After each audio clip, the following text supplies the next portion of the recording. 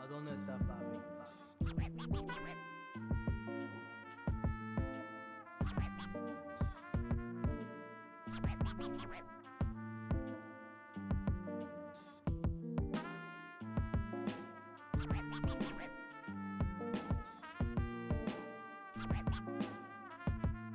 ¿A dónde está papi?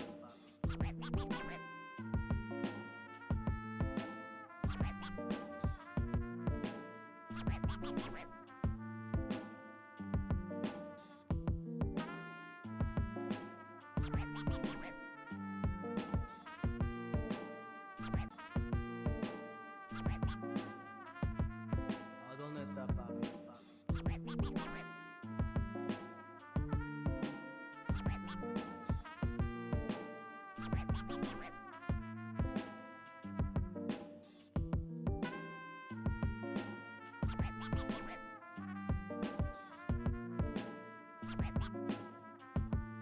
¿A dónde está papi?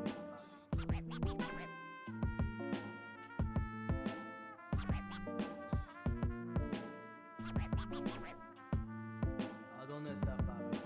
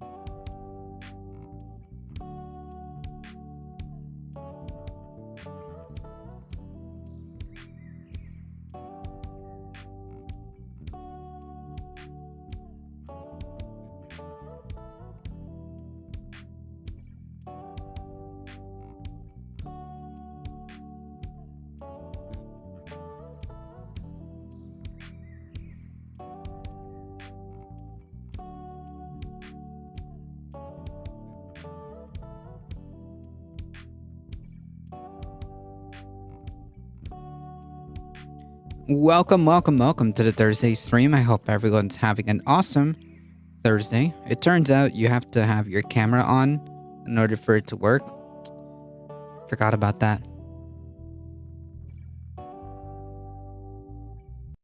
How's it going, everybody?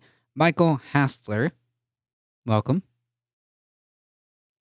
Let me make sure I got everything going here.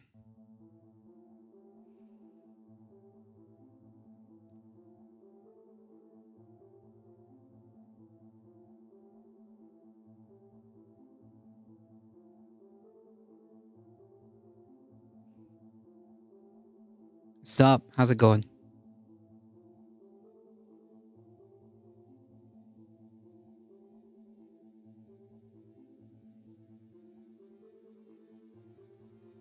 When I heard Raphael Warnock say he was going to cap the cost of insulin, I honestly didn't believe it because people... Jesus. Mayhem Hippie, how's it going?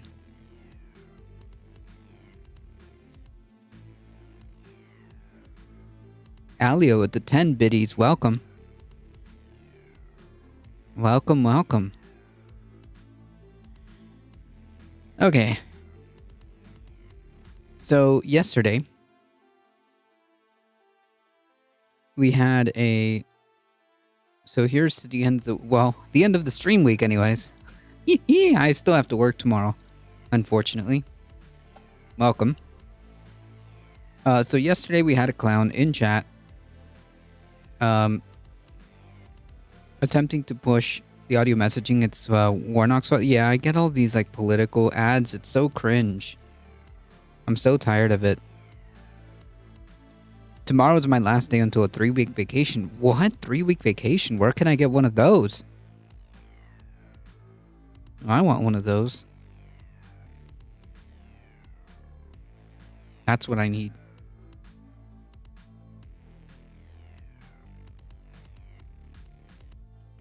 Why are you not going to San Diego? San Diego meaning like the TwitchCon?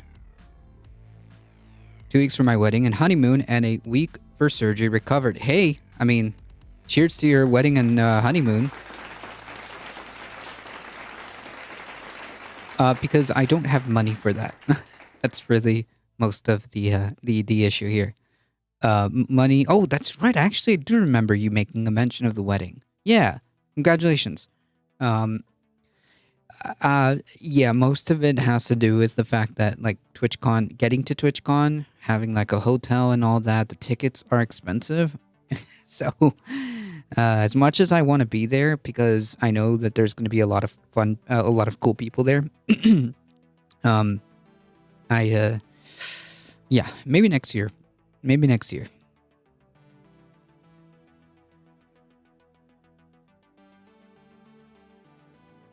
Maybe next year. Voting with Biden is terrible, but Trump voting is perfect. True. I just followed Hitch 20 days from St. John's NL to TwitchCon. I don't know what that means. Is Hitch another content creator? Yeah, maybe if I can like start planning ahead, I could do TwitchCon next year. But that remains to be seen. Maybe next year. It wouldn't be... let's just put it this way. It would be easier to do TwitchCon next year if I start preparing for it early than it was for me this year. That seems to be a fair assessment.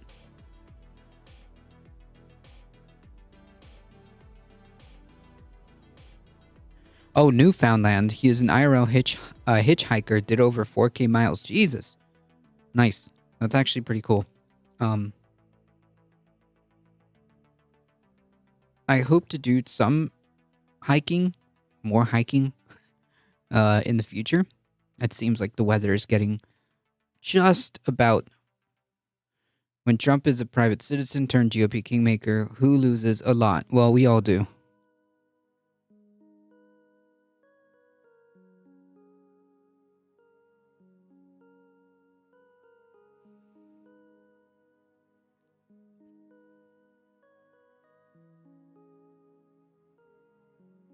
All right, so I think we should just kind of close the loop on yesterday's conversation.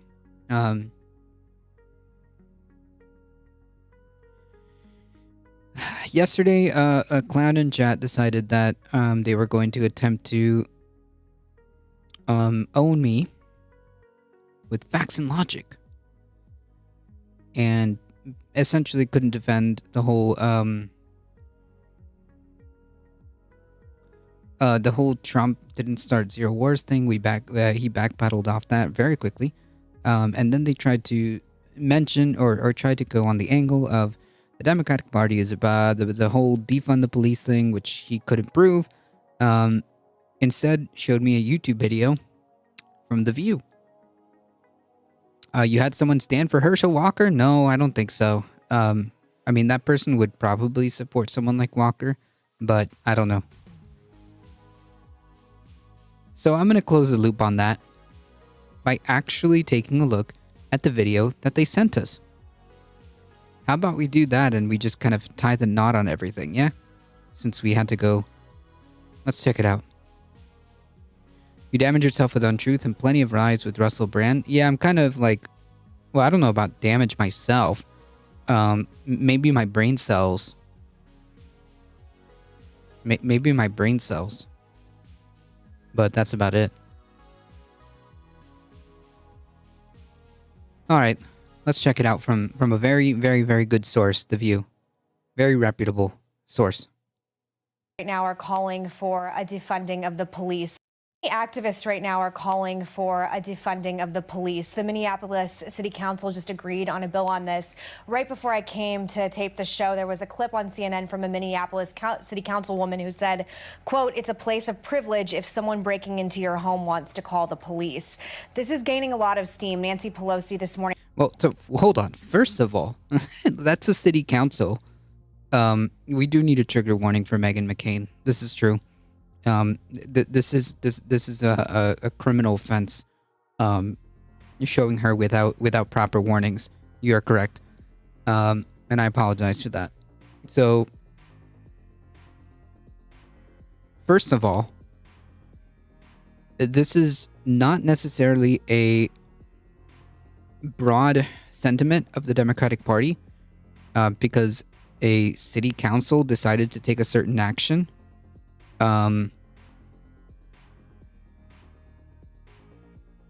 Okay. Just refused to answer if she would support defunding the police. I just want to know from you, do you support defunding? And hold on. Also, this was in June of 2020. Okay. Who is in power again?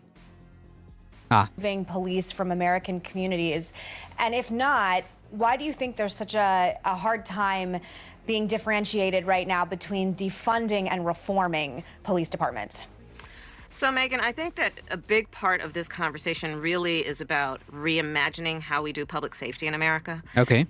So far we have no because like the thing that I asked our clown in chat yesterday, very specifically, I asked for legislation that the Democratic Party put forth, or maybe even an executive order, something that could be a actual action taken, which my counter was a very recent executive order that was signed by the president. That's an actual action that he took, showing how he wants to fund more the police. He wants to add more police officers and waste tens of billions of dollars on this. And I literally mean waste. It's a waste of money. Anyways, I actually provided receipts from an executive order that he actually did. So far, we have not seen anything to indicate that this is a stance of like the broad Democratic Party. Which I support, which is this. So yeah, what she's saying is that she supports reform, whatever. We have confused the idea that to achieve safety, you put more cops on the street. Instead of understanding to achieve safe and healthy communities, you put more resources into the public education system of those Nice. So far, so good. Communities, into affordable housing, into home ownership, into access to capital for small businesses. Notice how all these things are actually true. But we have seen zero of that from the Democratic Party when they actually won the elections. Because this is prior, all right? This is prior. Just to be clear, and just to give you a context for timeline, this is prior. Access to health care regardless of how much money people have. That's how you achieve safe and healthy communities. And so we really do need to understand and reimagine what and how we can actually make and help make communities safe. Because Cool. So far, no bill or no legislation put forth by this senator, current senator, in this context. Cool. And if SCOTUS and GOP, it's not just them, Alio. It's not just them. The SCOTUS has nothing to do with passing legislation. here's the bottom line. If you contrast, many communities which have a heavy presence of police to middle and upper middle class suburbs in America, you will not see that presence of police. But what Why? you will see families who have an income that allows them to resources. get to the end of the month. Damn. You will Cool. So we understand the problems here. Like, notice how she illustrates the issues here, and she knows. She knows exactly what would be some possible solutions here that, well, to be quite honest,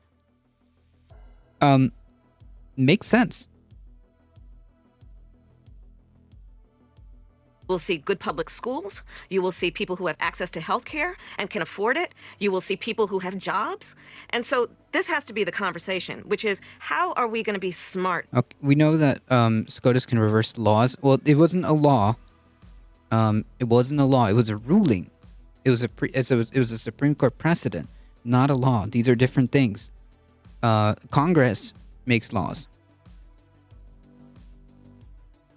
Biden is looking into changing cannabis from Schedule 1. Yep, we're going to go over that. Yes, we got it on cue.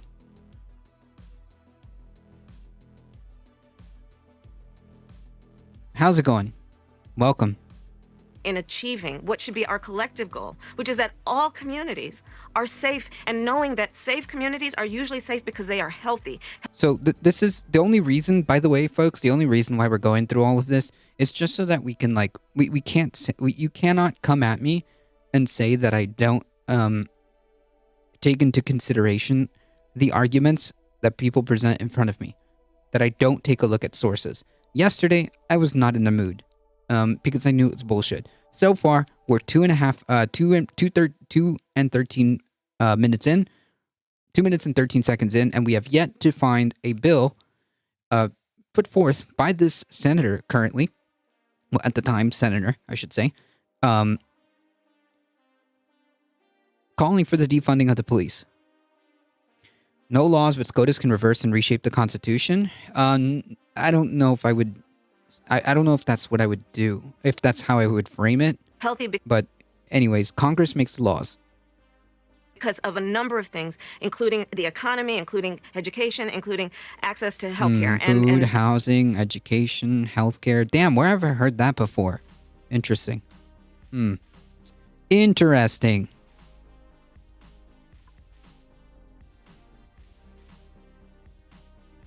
That's how I think about this. In many cities in America, over 1/3 of their city budget goes to police. So we have to have this conversation. What are we doing?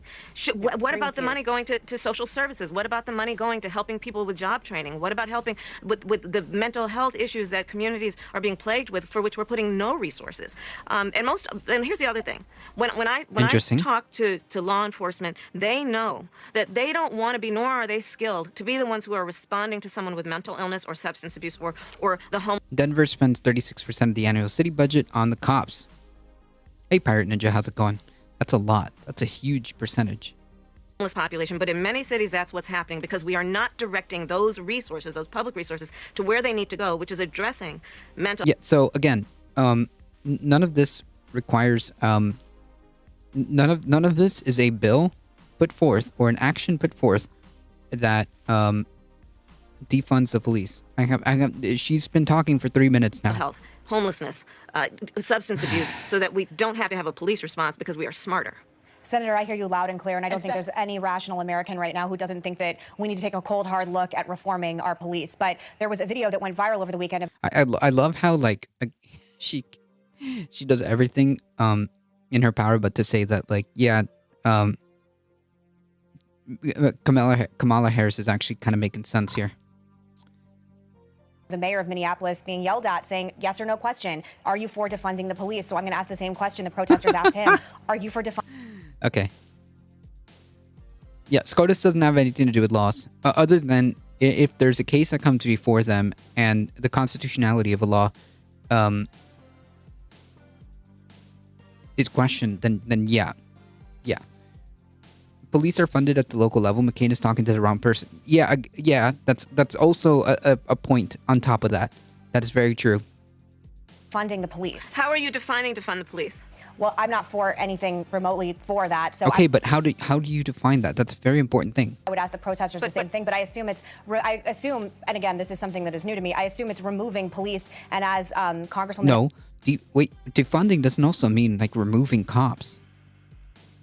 Anyways, sort of. There's like federal money that goes towards policing too. Well, yeah.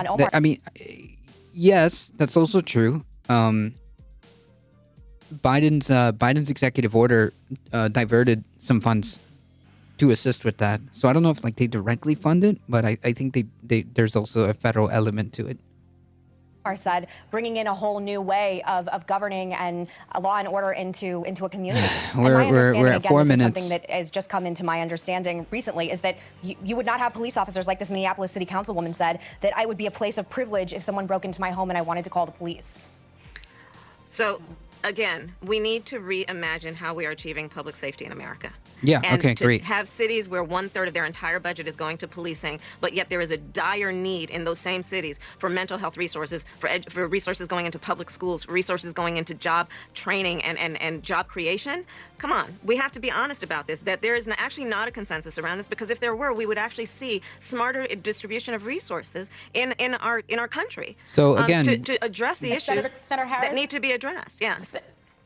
And Senator, this is Sunny, and I think just to add to the conversation, defunding the police doesn't mean abolishing the police. It means taking some of those funds. Yeah, there's oh my God, there's so many aspects to this. Like, some people think that defunding the police means abolishing the police. Abolishing the police is a whole other concept.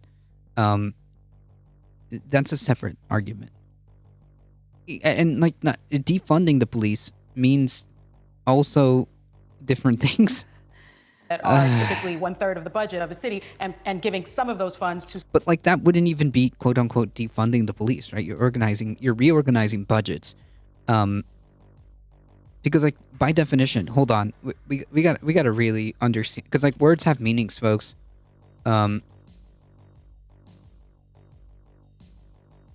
it's exhausting.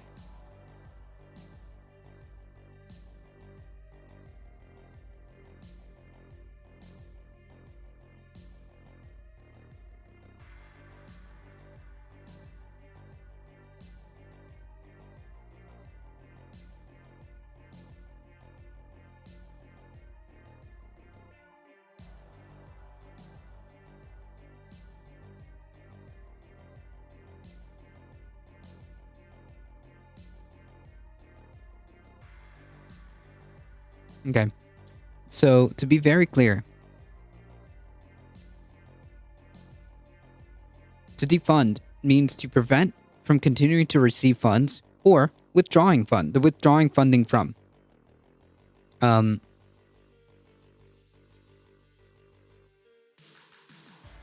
candidate running for office said more than 2 years ago, in the midst of a nationwide protest, isn't worth the bitrate it's streaming at. Wait, what? A candidate running for office said more than 2 years ago, in the midst of nationwide protests, isn't worth the bitrate it's streaming on. Jesus Christ.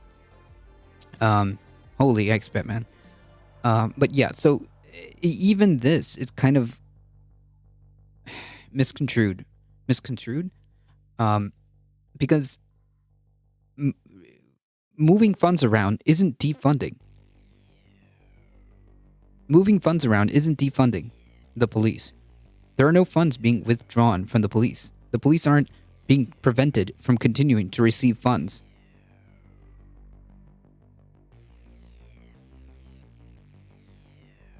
Services like mental health and what she's asking is, are you willing to like move around some funds to allocate some of these funds to more social services. That's a completely different thing. That's not defunding the police. Defunding the police would mean cut off their funding.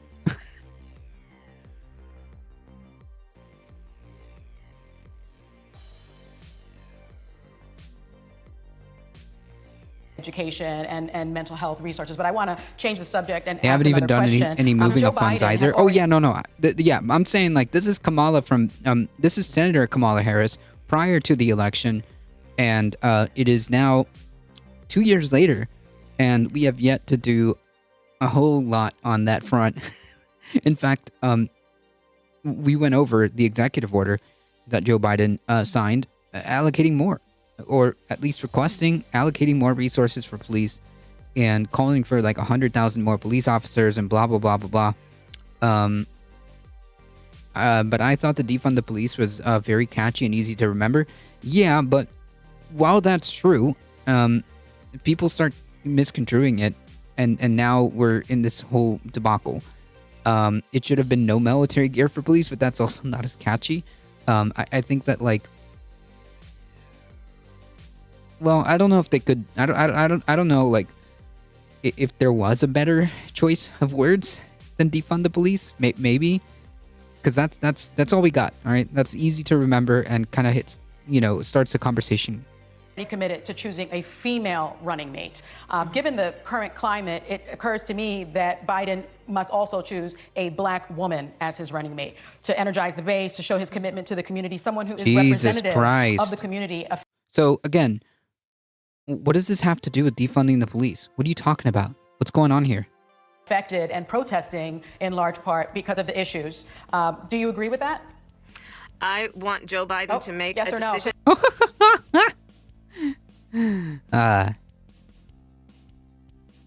We've got 10 seconds, okay? She's don't worry, folks. In the next 10 seconds, we're going to get the bill that was presented on how the Democratic Party or even the freaking platform, okay?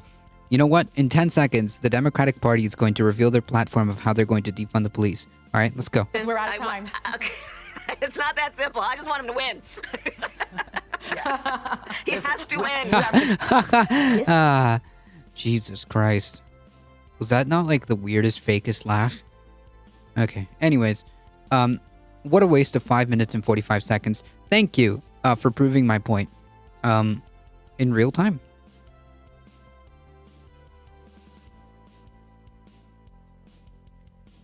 Right, this is when she was trying to convince Biden that she could bring the energy from the protests to the Biden campaign. Right, and yeah, that never manifested itself into remotely anything. She's such a, she's such a like uncharismatic person. I don't know if she's actually faking any of the mannerisms or any of her ways of speaking, but she just seems so fake. That's my issue with her, among other things.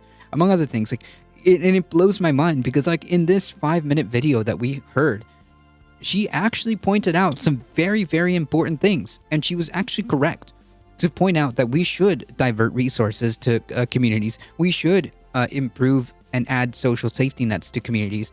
We should do these things, and these things have results, right? When you pour money into education, healthcare, food, housing to make sure that people can have these things, yeah, no shit, that's gonna help. So she correctly points out, she correctly points out some solutions prior to the election.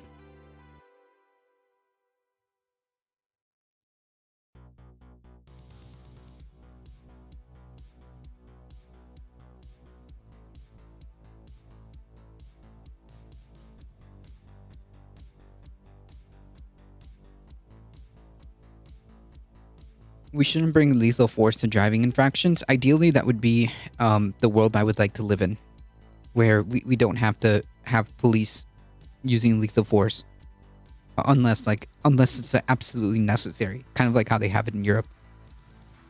In some sections in Europe, I should say.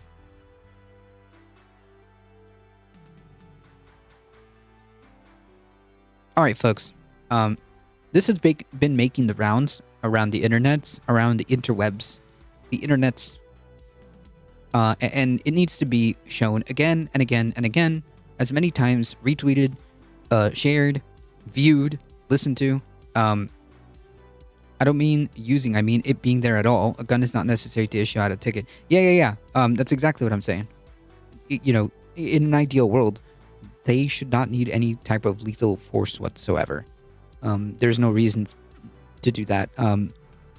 Because clearly the way they're trained, and as we've gone over some of the police training documentaries, how they're trained to view everything as like a potential like worst case scenario, which is wild to me. And no wonder they're so trigger happy, because everything is heightened. Hello from Italy, howdy.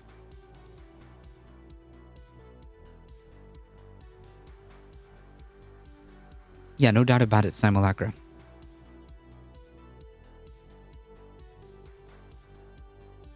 No doubt about it. So this clip has been making the rounds. Several folks have talked about it, and several folks have tweeted it, retweeted it, and it needs to be continued to talk about for as many. It needs to be spread as far and wide as possible. What's the stream about? Stuff. It's about stuff and things. That's what the stream is about.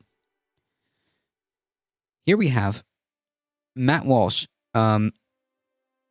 Maybe first of all, content warning. This one's actually like legitimately content warning, and then I'm just gonna let him speak for himself. It is not. It is not. In fact, ever since the beginning of time, teenage girls have been getting pregnant. It used to be more common. The peak, ever since they started keeping records of these things, which they only started doing recently, like in the 20th century. But ever since they started keeping records, in 1957 was the peak for teenage pregnancy. 1957. Not 2009, well, back not then, today. All of them were supposed to have kids. Like, that's when you had kids. That's my point, okay? Yeah, why is that? I hope you'd agree that in the USA, putting on a police uniform makes you a target for guns. No. No. What?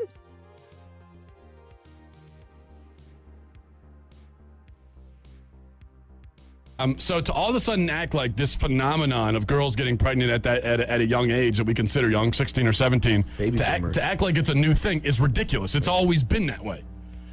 Even biologically, and this is me just stating. I'm just right now. I'm going to start by just stating facts. No, tell me, please. State some more facts, Mr. Walsh. State some more. This guy's, by the way, employed,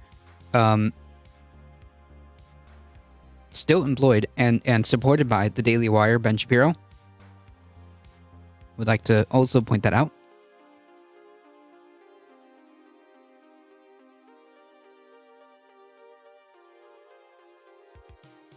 So fact number one, it's not a new phenomenon. Fact number two, in fact, it's a phenomenon that was more common. How old is Matt Walsh? Closer to middle age. So it makes it just that much grosser. I think he's like 38, closer to 40. You know what? Instead of just me spreading bullshit, why don't I just look it up?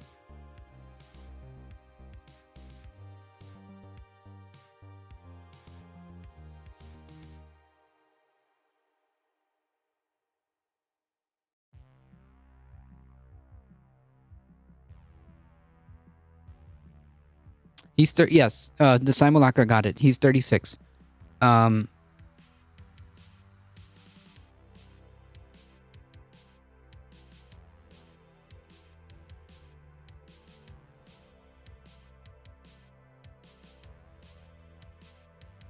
Hear me out. Factually, yes, women have been giving birth at a young age. However, this has been a steady decline since the 1900s, with the age becoming older and older, if at all. Yeah, but there's reasons for that. There's reasons for that. Earlier in history, and for the first 6,000 to 10,000 years of human existence, it was a normal thing. Fact three: girls between the ages of like 17 and 24 is when they're technically most fertile. Yeah. Okay, that's biological. Yeah, that's a fact. We're getting into weird territory. I'm just stating facts. That's all I'm doing. But what? And why is he so defensive? Like, dude, listen, I'm just stating facts. I'm just stating facts, dude. If you're a USA police officer without a gun all the time, would you like to wear a bulletproof vest? They do. What are you talking about? They absolutely do. With and without guns. What are you talking about?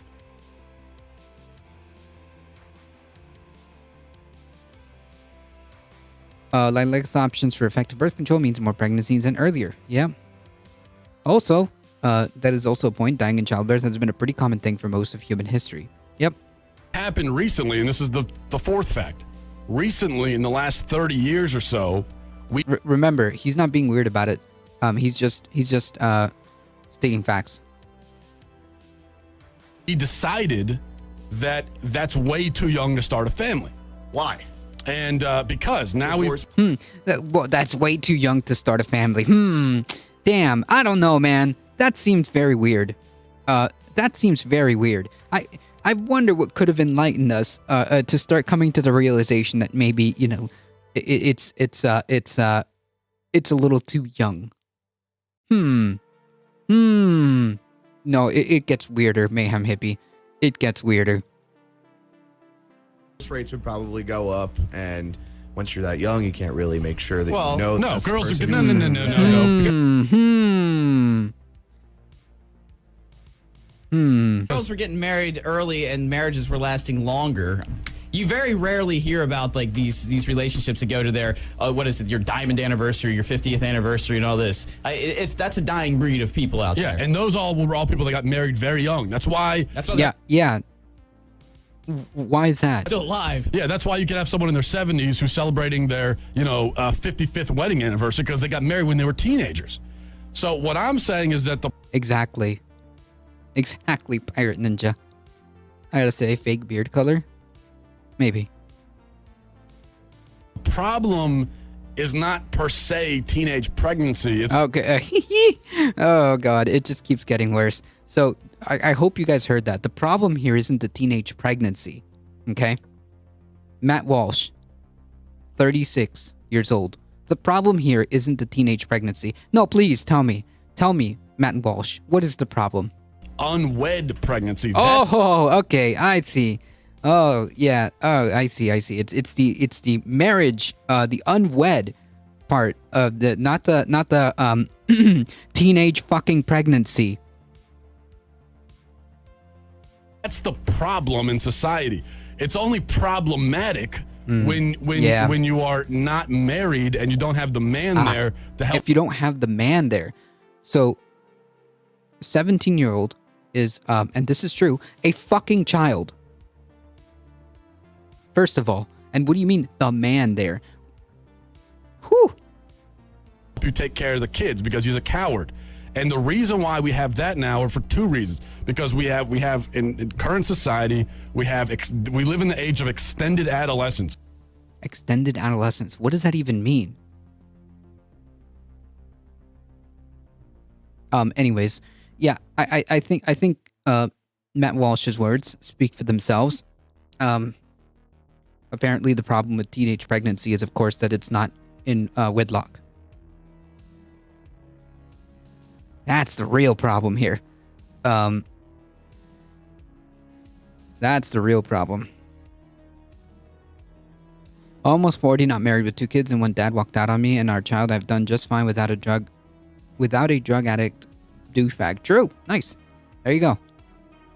But Matt Walsh would like to have a world where he, in his ideal world, there would be a teenage pregnant person and that couldn't leave because obviously if you're pregnant at 17, guess what? Yeah, exactly. If you want to give a TLDR, it's basically what the Taliban wants. Exactly, subservient women. Because, well, if you're pregnant at 16 or 17, well, he tries to say 17 and up, 17 to 23, I think is what he said. 21, 23, 24, whatever, somewhere around there is what he said. And basically what he wants is that, it turns out that if you get pregnant at that early age, a lot of things have to change fast. If you can't handle what you're doing right now, everything has to stop. So your school, you have to get a job. You have to drop out sometimes, depending on the financial situation. And now you're dependent. So basically, if you want to fast forward through what Matt Walsh's would like is exactly that, subservience. Al-Qaeda. He wants exactly what the Taliban wants. If you get preggers in high school, the odds of you landing a job that would make you financially independent go down dramatically. Yep, and that's the point. That's the kind of world that Matt Walsh would want to advocate for, because he wants women to be subservient. That's what he wants. And that's what this kind of theocratic, authoritarian mindset has you believing. But yeah, Matt Walsh, everybody. Still employed by the Daily Wire, by the way. Employed and supported heavily by Ben Shapiro. This guy has a long history of douchery. Oh yeah, this one is just the latest icing on the cake. Yeah.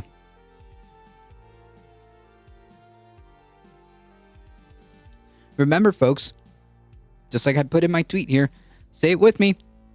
Say it with me, folks. Every accusation is a confession. If it was up to him, he would be the ones. If it was up to him, he would love to groom 17-year-olds to be subservient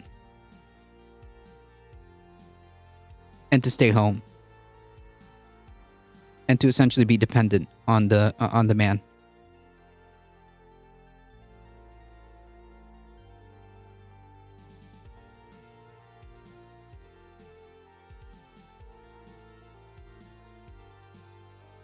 Oh my god. You guys reviewed a Florida high school that is making girl athletes report and track their periods in order to play? Jesus Christ. Wait, what?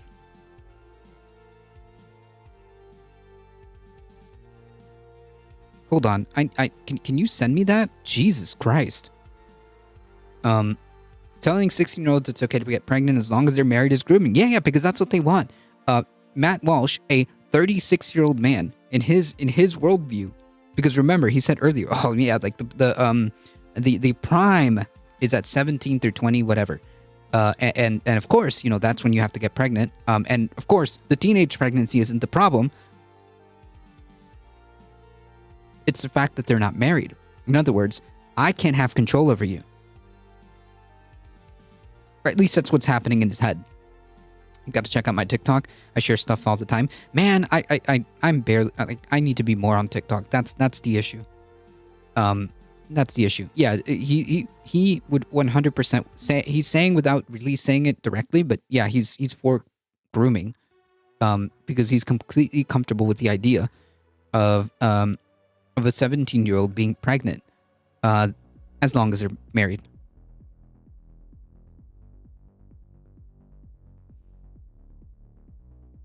No, but it kind of ties in together, because in Matt Walsh's world, that's the way he gets to control the woman in his head. That's why this is all kind of tied together.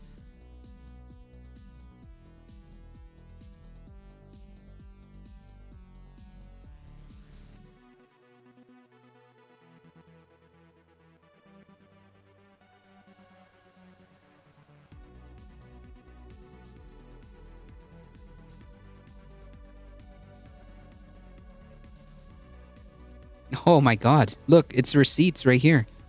Females only. When was your first... I can't read that. When was your first menstrual period? When was your most recent menstrual period? How much time do you have... What? Oh, how much time do you usually have from the start of the period to the end of another? Like, holy yikes. Why is this relevant? As long as the doctor clears you, why is this relevant? In the wake of the Supreme Court overturning Roe v. Wade, abortion right advocates incensed that the data, which can be subpoenaed. What? Wait. I'm missing something here. Okay, here we are. Female athletes in Florida, of course, the freest state in the country. The freest state.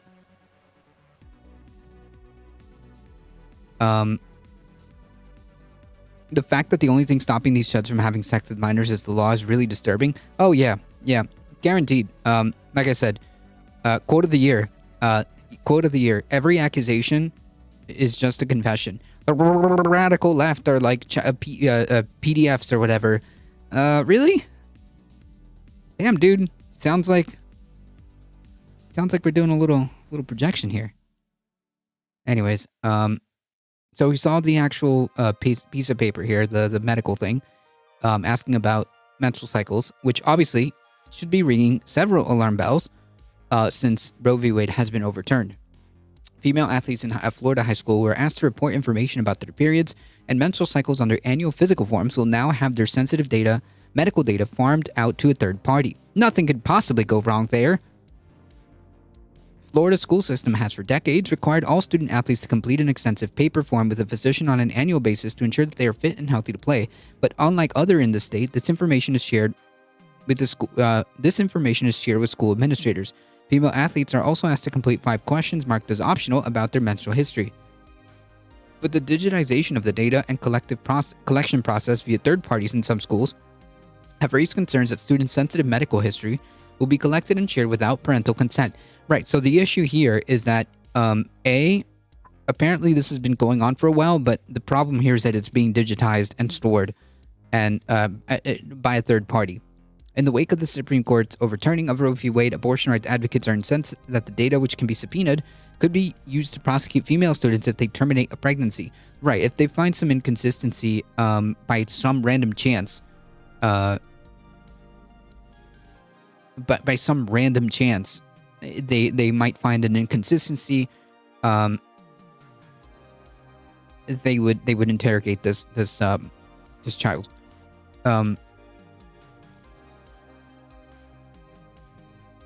To prosecute female students if they terminate a pregnancy, abortion in the state of Florida is illegal after 15 weeks of gestation. The move has triggered outrage among parents, doctors, and activists on both sides of the aisle who believe female students' right to privacy and governance over their own body could be compromised. Not could be, is compromised. Not could be, is. Students, athletes in Florida required to complete this form. Yeah, but like, why does this need to be stored? I think that the only thing that would be important here is the physician evaluates the health of the student, and then there's a permission slip that's signed by them. That's it. That's all you need to know. All you need to know is that they were seen by a physician and a physician signed off that they are A-OK. That's it. This is not a violation of HIPAA? I don't know. It might be. I don't know. How come there isn't a male-only version? I'm sure they're interested in male sperm counts. No, you see, the women, they aren't people. They aren't people. So apparently, they have a whole separate second-class like citizenship status where we can do things like this. That's what you're missing, A-Bond. Female athletes are also completed. Blah blah blah. Okay. Some fear trans students. The policy may be used to target trans students. This doesn't make sense. Whatever. After Florida, Ron DeSantis signed a bill banning trans athletes from playing women's sports. Right. The digitization process has raised concern that students... Wait, didn't we just see that? Oh, okay. Will be collected and shared without parental consent. I don't see why school districts need to access that type of information.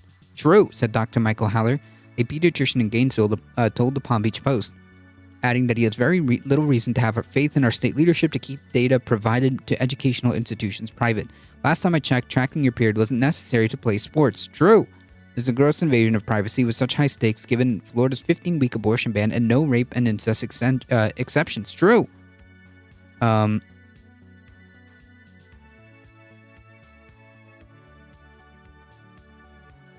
Third party would be a HIPAA issue. The third party would not have HIPAA protection. Gotcha. Anyone go down to the DeSantis white boots meme hole? No.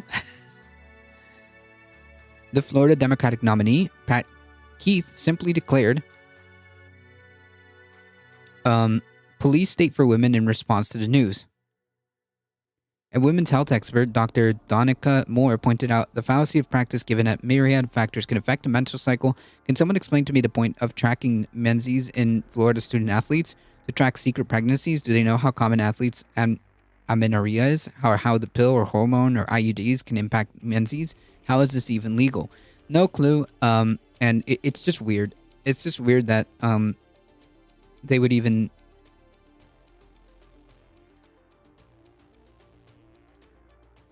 stop it. I don't even know what the heck that was.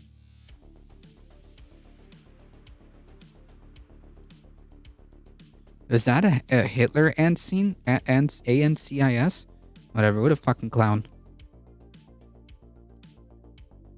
What a piece of shit.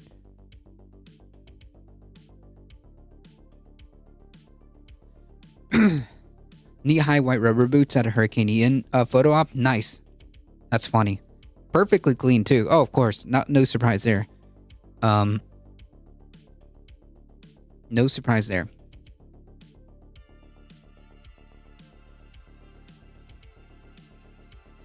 Hambless. Is removing weed from a Schedule 1 the same as it is legalizing? I don't know. We're gonna read that article. I'm not 100% sure. I think it definitely is a step in the right direction to decriminalizing, if not outright legalizing. But we'll get more into that in just a sec. I guess we'll do that story after this one. But I don't think it's the same. I don't think it's the same. No? Okay. We'll find out. Anyways, there's no reason as to why this even needs to be a question at all. Would allow for bank of legal weed shops, though? Well, that's good. I think descheduling it altogether would be de facto federal legalization. Gotcha. Well, that's a step in the right direction. The TLDR is that there is no reason why the school needs to know this information. In fact, it should only be limited to basically a doctor signing off saying that you can play or you can't play. Easy. Easy as that. That's it.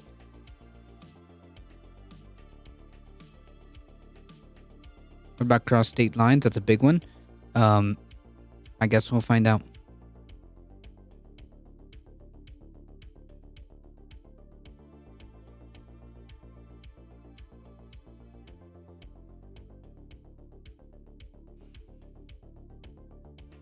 All right, so I guess we should do that. Let's just do that.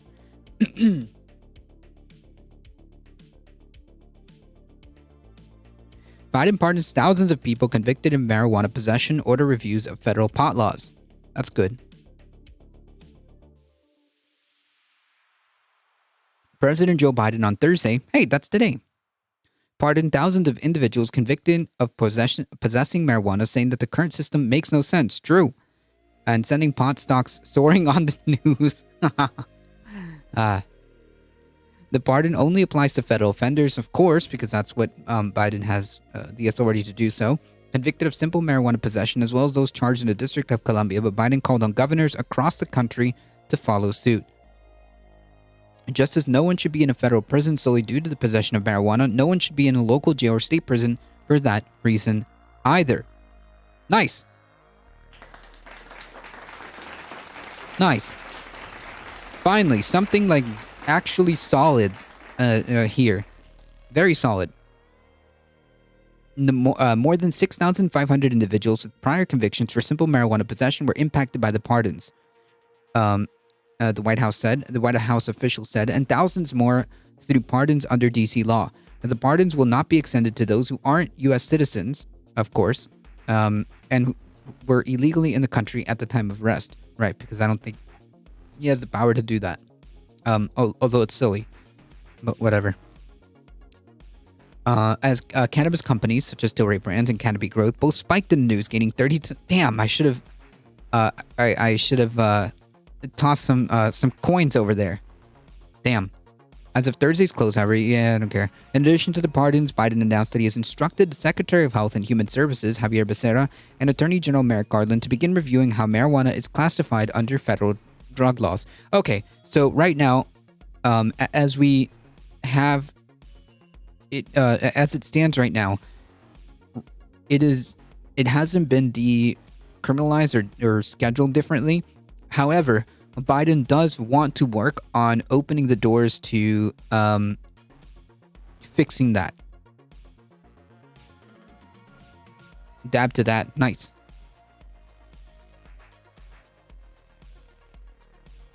Biden noted that marijuana is currently a Schedule 1 substance under federal drug sentencing guidelines.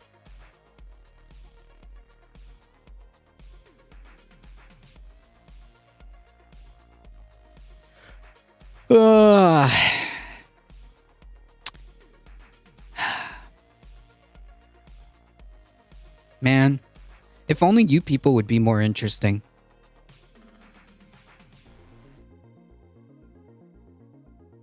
If only you people would be more interesting.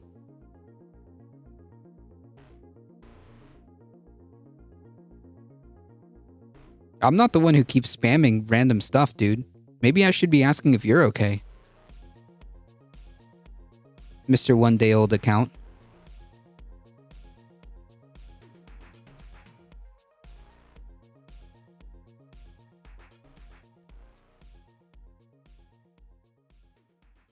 You're mocking me, are you? Who's mocking who? Oh, and there it goes. Come on. Damn.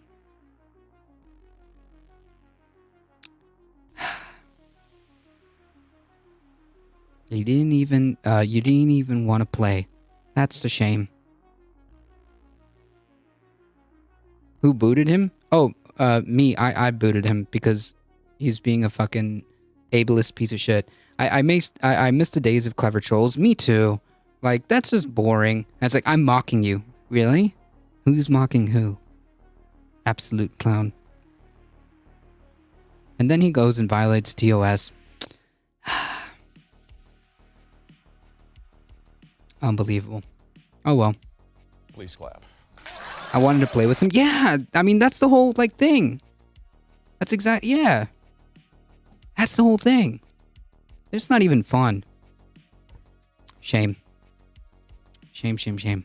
I'm sure they'll be back with a one-day-old account just like they were last time because they have nothing better to do with their lives. But hey, if they want to throw some entertainment my way, I'm always willing to spice it up.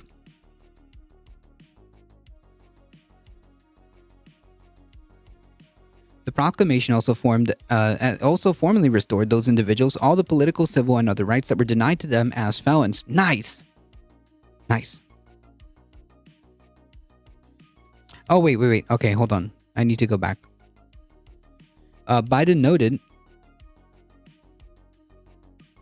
that marijuana is currently a Schedule 1 substance under federal drug sentencing guidelines, the same as heroin and LSD, because these things are exactly the same, and more serious than fentanyl. What? It makes no sense. Yeah, damn right it makes no sense. A lot of Twitch drama recently? Wait, what? What do you mean? The Justice Department's Office of Pardon Attorney will take the lead on administering Biden's proclamation, an agency spokeswoman said. In the coming days, the office will implement a formal process to provide pardoned individuals with a certificate of pardon. The proclamation also formally restored to these individuals all the political, civil, and other rights that were denied to them as felons. There are thousands of people who are convicted for marijuana possession who may be denied employment, housing, or educational opportunities as a result. Imagine being denied any of this for, like, weed. This is, like, ridiculous.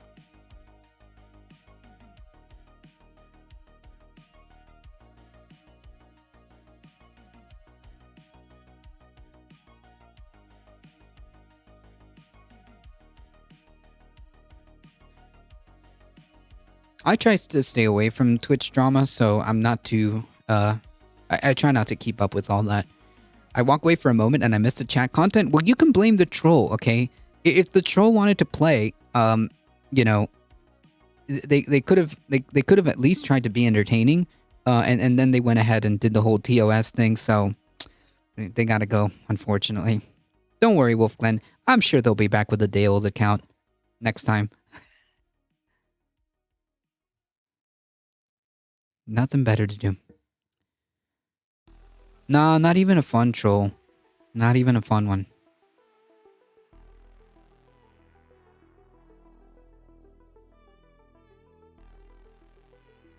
It's like, and I'm sure this person is the same person that comes around ever so often with new accounts because they keep getting banned and yeeted off the site for obvious reasons because they can't, they're incapable of adhering to basic TOS. So I'm assuming that's what's going on, and it's the same person. So like imagine how pathetic your existence must be that this is what you have to do. Anyways, the Twitch drama, not a fan. I try to stay away from it. I try to stay away from it. Not me. Honestly, like if I'm gonna comment on this, I might as well take like 5 seconds. Like, I don't see a point. I don't see a point other than creating content for the sake of creating content and like drama farming for the sake of like, well, views. That just isn't within my abilities. Like, it just doesn't compute to me. And second of all, I don't know, but I don't need that kind of anxiety. Getting myself into drama and whatnot, I don't need that kind of anxiety. I want to stay as drama free as possible, as humanly possible. My anxiety will not handle it.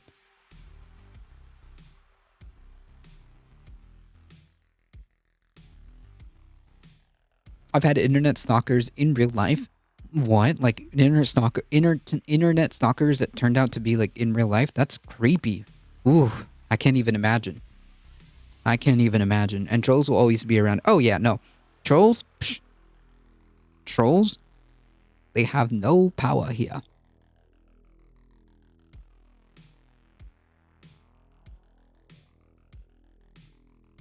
Trolls are good for farming like entertainment. Entertaining content for a few minutes, you know, just to kind of spice things up for a little bit while we get through the news, but that's about it.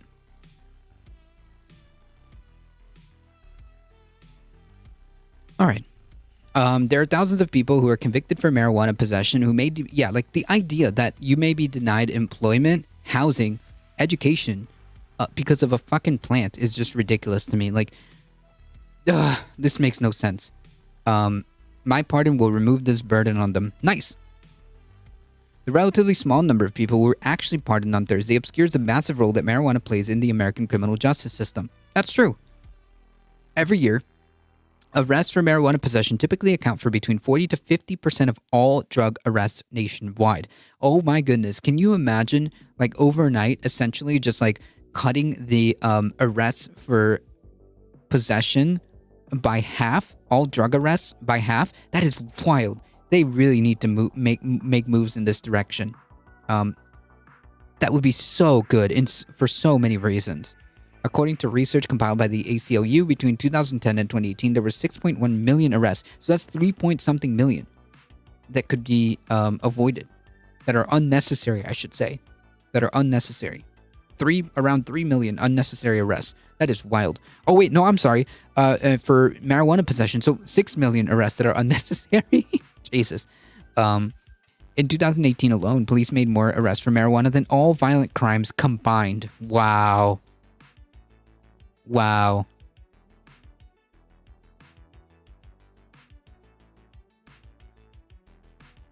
That's wild. The ACLU data shows that these arrests disproportionately impacted people of color and low-income communities, serving to deepen existing structural inequalities. True. Too many lives have been upended because of our failed approach to marijuana. True. It's time we right these wrongs. True.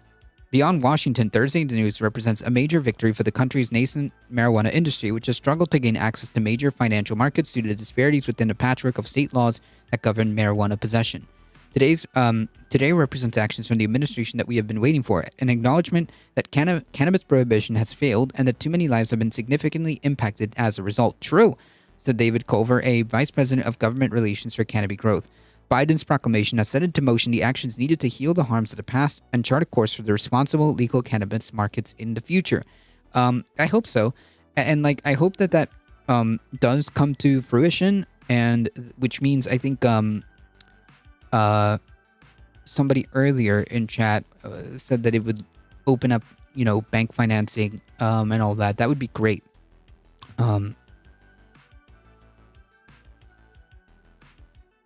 Good stuff. This reefer madness in America should end, especially considering OxyContin, epidemics, and other uses. Yeah, and like honestly, it's a plant. It's a plant, and it has so many other uses. And I think really, it's nobody's business. All right, it's nobody's business. It's like alcohol. Okay, it's like alcohol.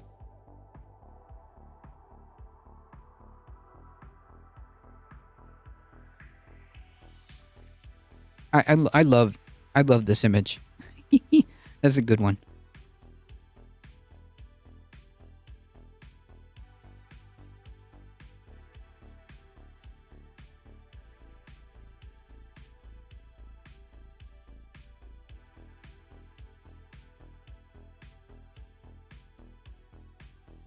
In general, carceral solutions are no solutions at all. True. Not if you want to address any of the root causes of the issues. Yes.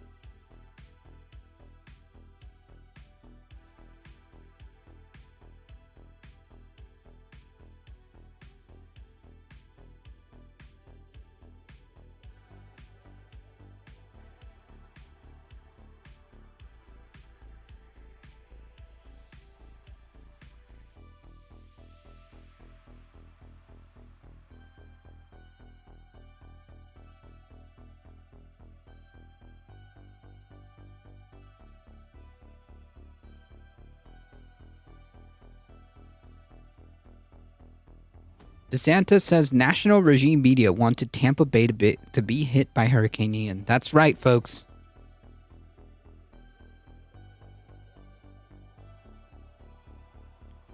That's right.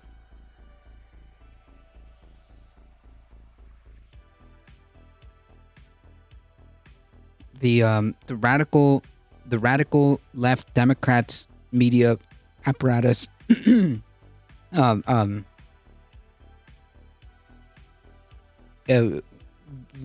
did dances and encouraged Hurricane Ian, and in fact wanted Hurricane Ian to hit Tampa specifically. Media will always want the largest population hit for the ratings. I don't know.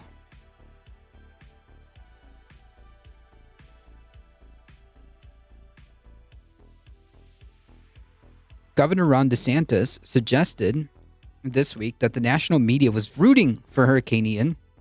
And I'm sure he's going to provide evidence for this. Jesus. To make a direct hit on Tampa, specifically Tampa. One of the state's largest population centers, in order to hurt him politically. No. Let's keep. We'll keep this story going, Dustin. Hang tight. In order to hurt him politically. That's right. That's the issue. Quite frankly, you have a national regime media that they want to see Tampa because they thought that would be worse for Florida. That's how these people think. They don't care about the people of this state. Oh my God. They want to use storms and destructions as a way to advance their agenda. They don't care about the lives here. They can use it to pursue their own political agenda. They will do it. DeSantis was widely seen as a potential GOP presidential contender in 2024, has made attacking major media outlets as a staple, just like Trump. He famously sparred with a 60 Minutes correspondent last year over the show's coverage of his handling of the COVID pandemic and has long alleged bias in the mainstream media against himself, former President Trump, and conservatives more in general. Of course, no evidence provided. I'm pretty sure that the left does not want Tampa hit because that's a high-density Democrat voting area.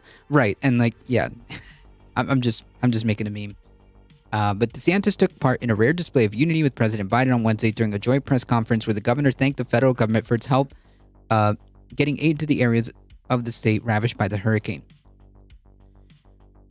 Alio with the 10 biddies. I don't know if I said thank you, but I appreciate that. So yeah, apparently the mainstream media regime, the national media regime, wanted Hurricane Ian to hit specifically Tampa, because it would hurt him politically. And they had some sort of political agenda. Cool. Nice. Excellent stuff from the governor.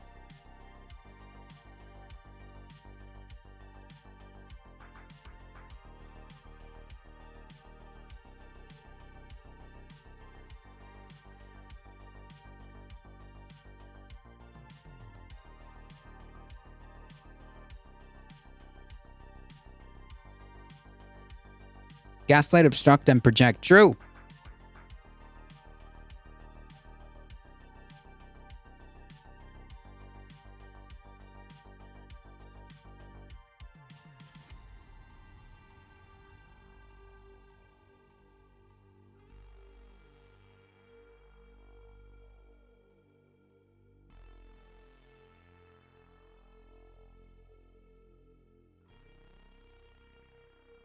Can I close this? Yes, thank you. Okay. At least 66 U.S. clinics have halted abortions, Institute says. Just the point, the chilling effect, yeah? At least 66 clinics in 15 states have stopped providing abortion since the U.S. Supreme Court overturned Roe v. Wade, according to an analysis released on Thursday. The number of clinics providing abortions in the 15 states dropped from 79 before the June 24th decision to 13 as of October 2nd, 4 days ago, according to the Guttmacher Institute, a research group that supports abortion rights. All 13 of remaining clinics are in Georgia. The other states have no providers providing abortions. Wow. So that's 14 states that literally have no providers at all. 14 states. Though some of their clinics are offering care other than abortions. Nationally, there were more than 800 abortion clinics in 2020. 66 of them were closed or stopped making the procedure altogether. That is wild. Much more research will be needed to conduct to grasp the full extent of the chaos, confusion, and harm that the U.S. Supreme Court has unleashed on people needing abortions, but the picture that is starting to emerge should alarm anyone who supports reproductive freedom and the right to bodily autonomy. Yeah, it should. I think, like, that's kind of like the tipping point, right?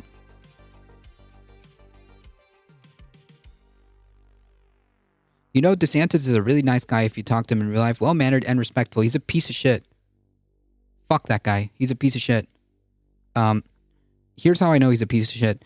The fact that, like, he would even engage in the idea of moving people that weren't even in his state, who were already following the system of immigration, who were already in the process of doing in the immigration process already, moving them out of a state that he has no concern over into a different state, which he also has no concern over, in order to fuck them over in their immigration process, tells me all I need to know about him. He has no regard for life, and he actually doesn't give a shit about anything that he claims to believe. Do you know how I know that? Because all those people that ended up in Martha's Vineyard are Venezuelans. It was a political stunt. He doesn't care, and he's willing to use people for political games. So fuck him. I expect there's plenty of gentlemen in the same row. Yeah, exactly. I'm sure. 100% simulacra. So fuck that guy. Anyways.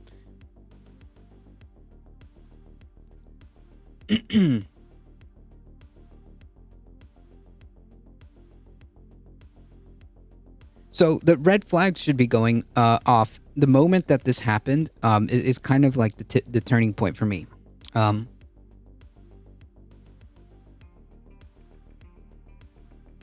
Anyways, the new report does not include data on hospitals and physician offices that have provided abortions and stopped them after the court ruling, but Jones noted that the clinics provide most U.S. abortions, including procedures and dispensing abortion medication. Recent Guttmacher data shows that just over half of the U.S. abortions are done with medication.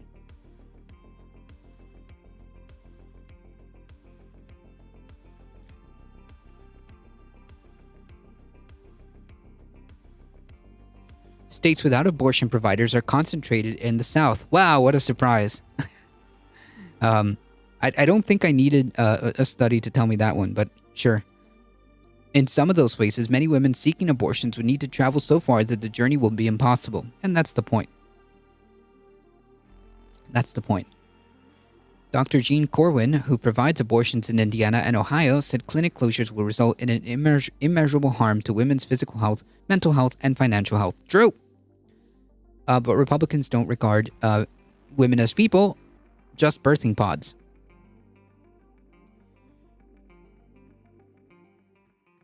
In several states, access is under threat because bans that were put on hold only temporarily by court injunctions. These include Indiana, Ohio, and South Carolina. It is precarious from a medical standpoint and certainly from a business standpoint, said Dr. Katie McHugh, an OBGYN who provides abortions in Indiana. It's difficult to keep the doors open and the lights on when you don't know if you're going to be a felon tomorrow. Yeah, well, that's the reality that Republicans want to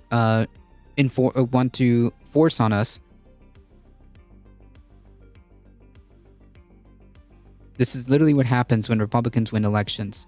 This is a direct result. All of this that's happening, all of these cascading effects, are direct results of Republicans winning elections. Governor DeSantis, no exception there.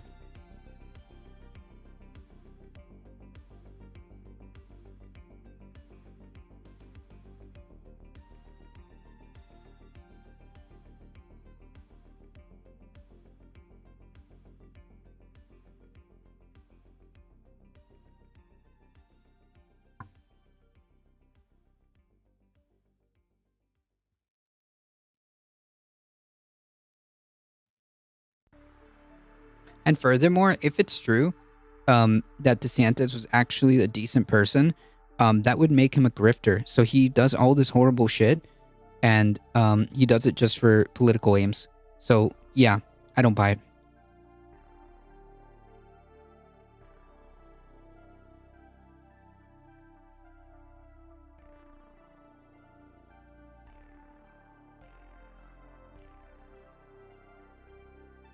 Hey. In a more remote Whoa, area. come on. When does it feel like There we go. fall for you guys? I'm just curious because I don't feel like it's fall yet. To be fair, fall already happened here. Fall is happening here. It's kind of cold. Well, it's a little bit warmer than usual today, but most of the week it's been cold.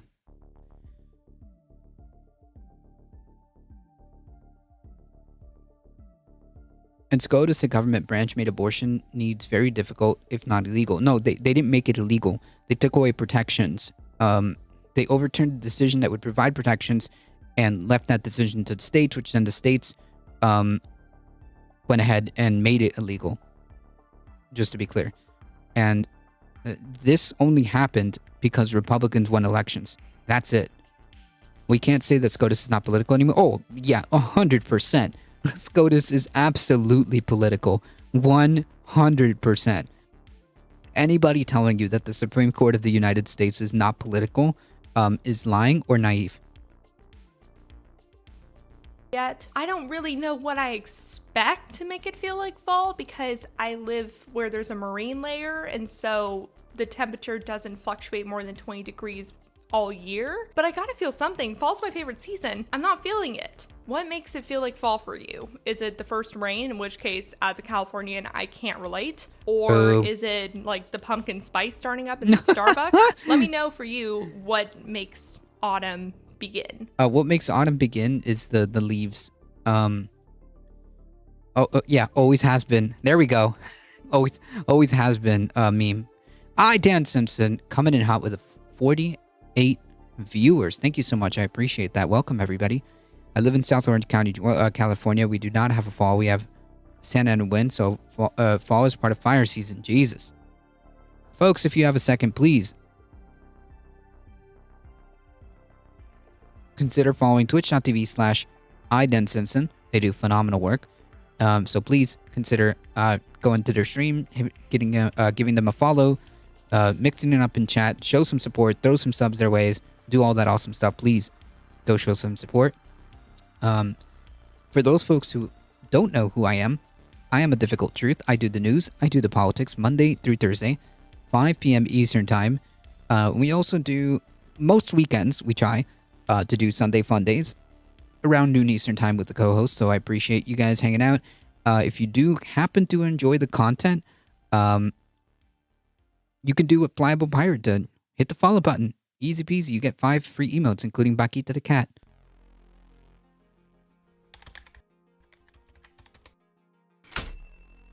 Welcome to the Climate Recap from the Beckosphere Climate Corner, your go-to place for international and US-based climate news.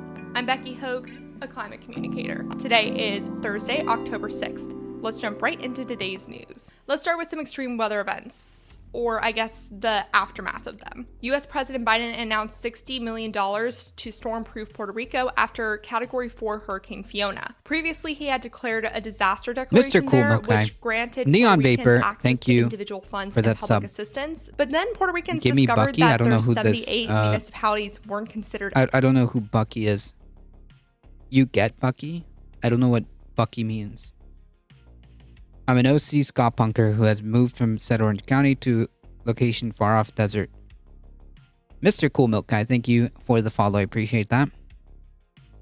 Eligible to receive the $700 individual payments from the Federal Emergency Management Agency, or FEMA. After sharing their outrage, FEMA added all municipalities to that list, but it makes me wonder if Puerto Ricans had access to those payments after Hurricane Maria. I'm also wondering how much it will cost to effectively storm-proof Puerto Rico. I couldn't find any recommended number, so let me know in the comment section below if you think that $60 million will actually be enough to do a good job. No.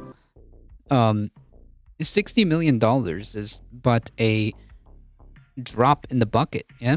Compared to like the stuff that would be required to make a place like to make a place like Puerto Rico better equipped to deal with, you know, the climate crisis.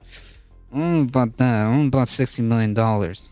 On the mainland, Florida is reeling from Category 4 Hurricane Ian. It's hard to miss images of devastation on many parts of the West Coast. Ian initially knocked out power for more than 4 million people, and nearly 400,000 households are still without power. The hurricane made landfall at Fort Myers, flattening the area. But there's one community located 12 miles from Fort Myers that not only survived, but didn't even lose power. Babcock Ranch was built to be one of the most sustainable and resilient cities in the state. Heck, the nation.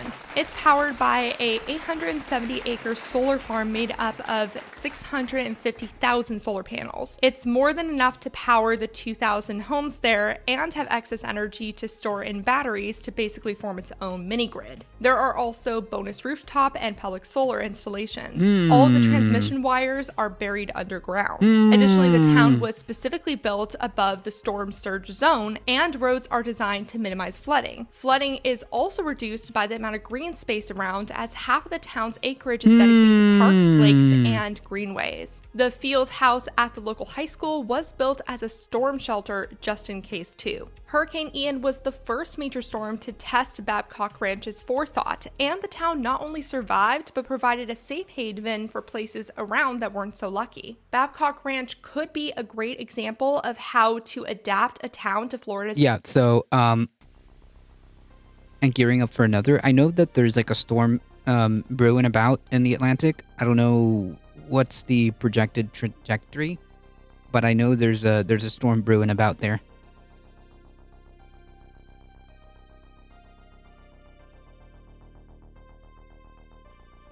So yeah, we talked about this story, and not to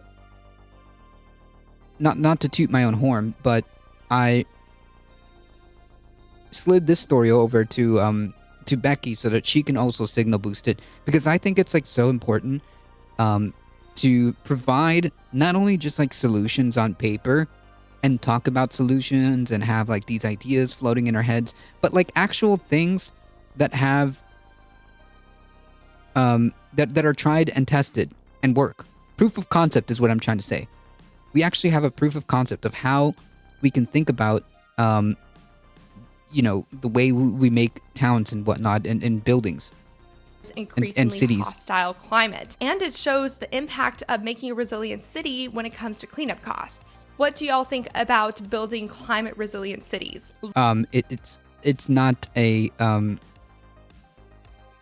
it's not an option. We have to move in that direction. That's what I think about it. We have to move in that direction. We don't really have much of a choice, right?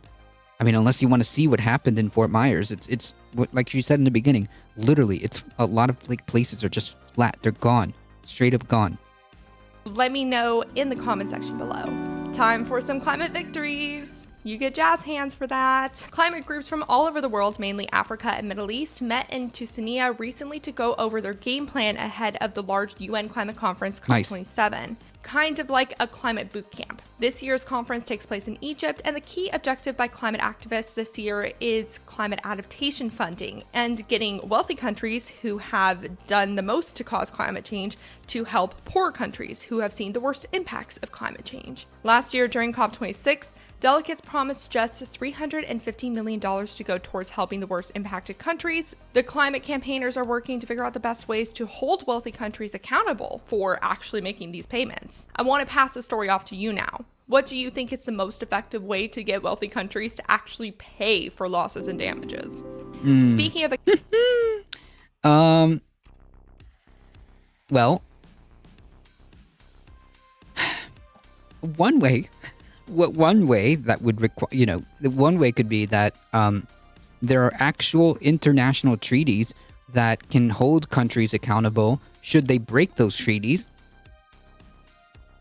that actually have teeth behind them. Not like soft promises about, oh yeah, we're gonna collectively give the global south, we're gonna collectively give them a couple $1 billion and that's it, and it never happens because there's no way to hold accountability. If we're gonna have international treaties, there must be a way to hold the said treaty, there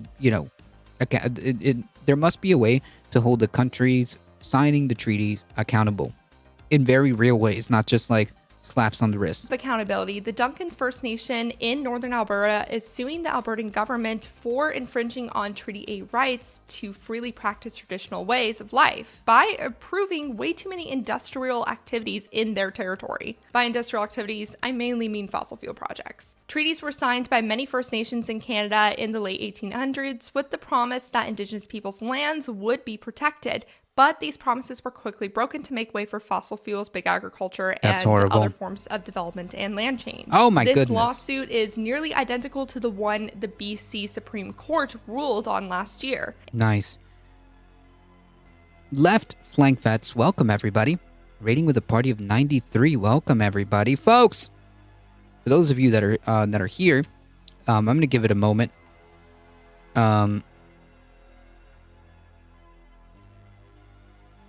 Wow, we just got back-to-back raids. Thank you so much. I appreciate that. Welcome, everybody. For those of you that are here, please consider going to twitch.tv/leftflankvets. Go show them some love, too. Take it. Oh, thank you for the follow. Appreciate that. Welcome, everybody. Maxilla, thank you for the follow. Appreciate that. Grim, thank you for the follow. I appreciate that. Welcome, everybody. I see you guys piling in. If you guys don't know who I am a Difficult Truth. We do the news, we do the politics Monday through Thursday, 5 p.m. Eastern Time. Also, on the weekends, occasionally, we do Sunday Funday with the co-host, Ken the Blow. Thank you for the follow. Nah, chill. Thank you for the follow. Appreciate that. Pepe, welcome. Smatty Smat, thank you. Appreciate that. Welcome, everybody. Thank you for all these follows. Wow, you guys are just hitting that follow button. I don't even need to tell you guys. You guys are already doing it. You guys know the drill. Thank you so much. I appreciate that. Welcome. We're going over some climate news, yeah? It's your Friday. Let's go. True. It is my Friday. It is my stream Friday. Appreciate that. Few shoutouts. First and foremost, thank you so much to iDan Simpson. So make sure you go check them out. Thank you so much to Left Flank Vets. Go check them out, all right? And go follow them on Twitter, on the Bird app. Drano, thank you for the follow. I appreciate that. Keep them coming, folks. And you also get 5 free emotes. Imagine if your carbon footprint hit you right in the bank account, or alternatively being carbon neutral at a financial incentive. I mean, capitalism isn't going anywhere. Yeah, but we can also understand that it's fundamentally a factor here, right? We can understand that fundamentally it is a factor. We cannot continue doing this. We cannot continue operating under these same systems and expecting different results. We can't continue expecting capitalism to change without us doing anything about it. We can't expect the same system that brought us to where we are to get us out. In that one, the Blueberry River First Nations sued the British Columbian government over infringing on their treaty rights through too many industrial activities. So exactly the same. The BC Supreme Court sided with the First Nation, and the BC government didn't appeal the decision. This was the first time the courts ruled on cumulative impact, and it gave the Blueberry River First Nation and all the First Nations in BC the power to block development on their land. The Duncan's First Nation is hoping for the same result in Alberta, even copying the wording Blueberry River used in its suit. But the BC court's decision is not legally binding in Alberta. Alberta's government is even more pro-industry, aka pro-fossil fuels, making this a harder case to win, but also a more profound one against the oil and gas industry if it sides in the favor of the First Nations. Nice, As Kate I hope Dunn, so. a lawyer for the First Peoples Law, states, quote, "It would be hard for an Albertan court to say that only nations who signed in BC are guaranteed their continued way of life. I guess we'll have to wait and see. Who do you think will win?" On Tuesday, we talked about the U.S. Department of Agriculture, or USDA's alleged... It's also Alberta. So that one's gonna be a little. Tough. dispersal of money meant to spur climate-smart agriculture practices. I thought it would be a good follow-up to just talk about what the plans are from the Inflation Reduction Act. First of all, I think I said $12 billion.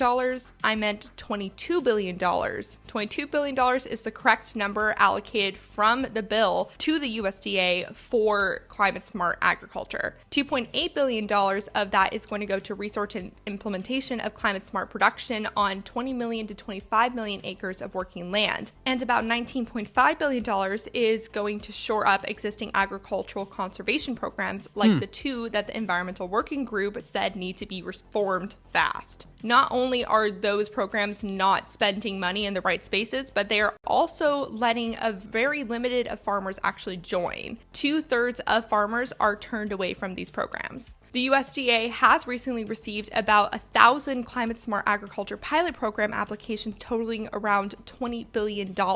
That definitely shows demand, so it's just a matter of getting the funds to where they're needed most. Sustainable agriculture is still a niche part of the larger sector, but it is growing. There are 900 million acres of farmland in the US, and about 100 million of it uses a non-tilling system, which helps keep carbon in the soil. Farmers that plant cover crops and sow to prevent soil erosion and increase soil moisture only control about 15 million acres. If you engage in sustainable agriculture, let me know in the comment section below what are some of your favorite sustainable practices. I would love to know.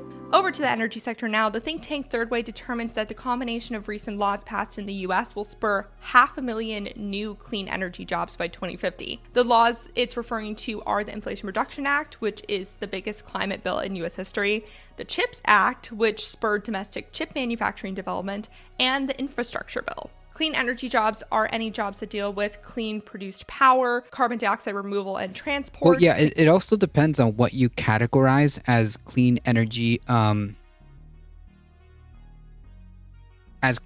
as well. So that might be a question too. You can't eat money, and everyone needs water, whether humans remember or care is up to them. True. Who is this YouTuber discussing agriculture? I'll just post a link. Beckosphere.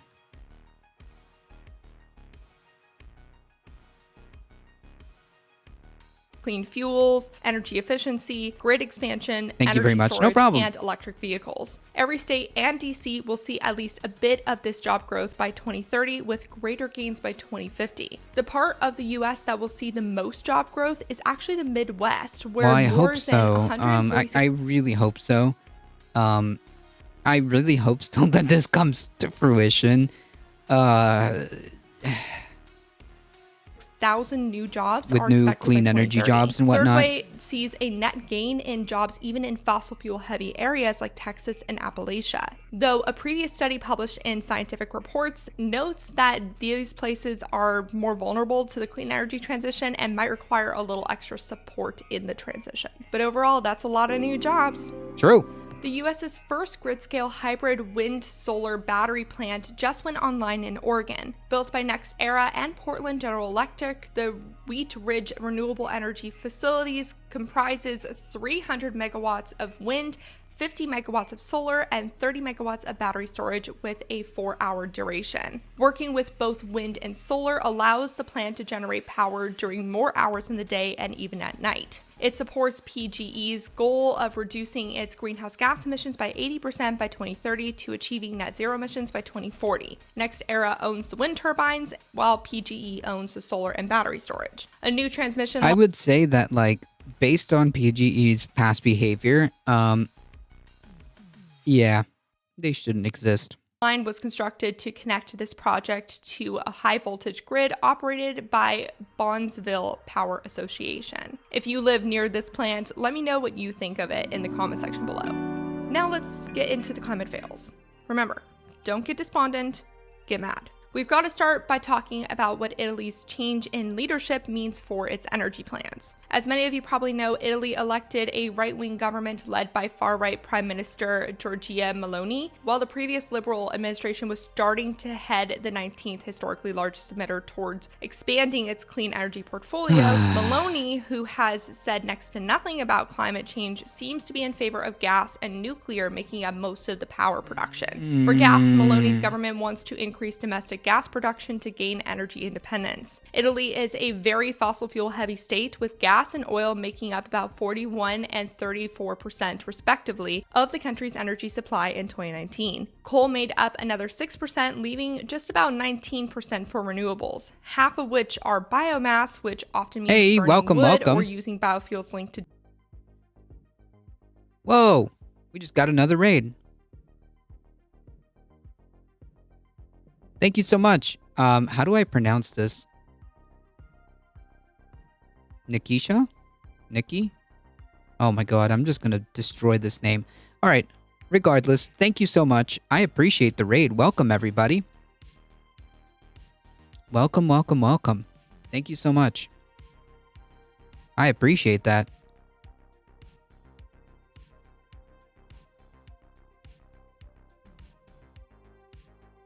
Here.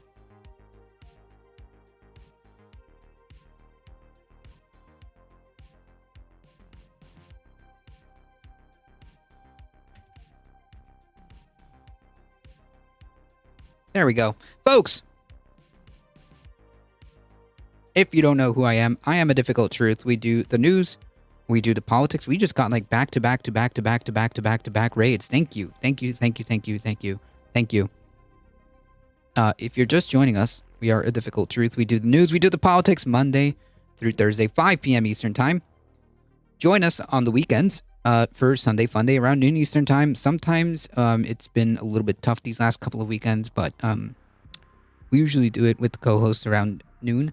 So make sure that you hit the follow button and get some 5 free emotes. Thank you. Thank you so much for the raid. Welcome, everybody. Welcome.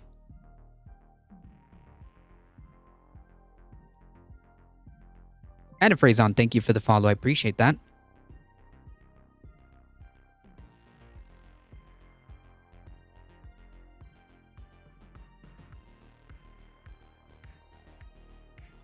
Welcome, welcome, welcome.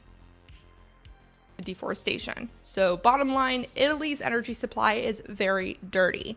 But what about nuclear? Italy actually hasn't had any nuclear plants since the Chernobyl scare spurred a nuclear referendum in 1987. Starting the investment of nuclear now as Italy's main form of clean energy won't fit the timeline needed to keep warming well below 2 degrees Celsius above pre-industrial levels because nuclear takes a while to build. Italy's also part of the EU, which has a target of reducing emissions by 55% by 2030. In order for Italy to receive the 300 billion euros EU allotted for post-COVID recovery, the country must use 37% of it on climate action. Meloni Meloni has not been the biggest fan of the EU for most of her career, and if she joins the Eastern European countries, Well, yeah, because she's a fascist. So that's kind of, yeah, that's kind of par for the course politically. Thank you so much, Nikki. Folks, if you have a moment, please go to twitch.tv/Nikki. Go show them some love. Thank you for the wonderful raid. Thank you for bringing all your wonderful folks. Thank you to Left Like Vets for bringing all your wonderful folks. And thank you to Iden Simpson for bringing your wonderful folks over. It's just been back-to-back love. Thank you guys so much. I appreciate that. Poland in blocking climate efforts, this could actually substantially hinder the EU's effort to effectively decarbonize. How do you think Meloni's rise to power will impact Italy and the EU's clean energy agenda? She's a fascist. And I don't suspect that she cares about the environment very much. Let me know what you think in the comment section below. Let's check out the world of finance now in the form of the World Bank. Ah, yes, I love when a person that has never ruled ever gets labeled a fascist without any evidence. Not without any evidence. That's very interesting. So what party did she belong to again? And how did that party come to be? And what is that spin-off of that party that created the party that she's in, or that she created? Without any evidence. That's very interesting. Why does she also... she's never ruled, but she has said many political statements. Including the adulation of Mussolini, the original fascist. She has had nationalistic speeches, including the one where she won her election. Yeah, dude, I just can't. Damn, dude, there's just no evidence whatsoever. No the evidence. World Bank has been under fire ever since its president wouldn't initially say he agrees that humans are causing climate change. President Malpass has since clarified Lady that Jasmine, he thank you does for the follow. understand that fact. But that hasn't stopped over 50 climate groups like the League of Conservative Voters, the Center of American Progress, the Natural Resources Defense Council, the Climate Reality Project, Greenpeace, and Friends of the Earth from issuing a letter to the U.S. President Biden to replace Malpass. The U.S. is the largest contributor of the World Bank, so it can appoint the president of the World Bank. Malpass was Trump's pick. The World Bank has defended Malpass by citing its climate financing efforts, but this has just put the climate financing under closer scrutiny. Now the bank's climate finance record is in question because it's failing to show receipts for up to 40% of its climate funding history. Jesus. The World Bank reported it spent $17.2 billion on climate finance in 2020, but according to Oxfam, $7 billion cannot be independently verified. Climate finance can be in the form of proactively adapting to climate change or decarbonizing different sectors. More specifically, Oxfam looked at the $21.3 billion that the bank reportedly spent on climate finance that year, $17.3 billion of which was spent through the bank's two main lending arms, the International Development. I also love that, like, in order for you to be a fascist, you have to be ruling first, because that's what that means. Association and the International Bank for Reconstruction and Development. The Oxfam researchers used the bank's own methodology. You don't have to label by association. I didn't. Good thing that I provided evidence. Good thing I provided examples that had nothing to do with just association. Cool. I don't mean for this to get heated, but it's hard for what people mean far right. Far right equals far right. Fascist equals fascist. But if you just want to pretend and you just want to ask questions and pretend, that's cool. But I don't just say things to say things. You'll find out the more you're here. I don't just say things to say things. I knew Hunter Biden was guilty. True, Hunter Biden has everything to do with this. Damn. I didn't know that.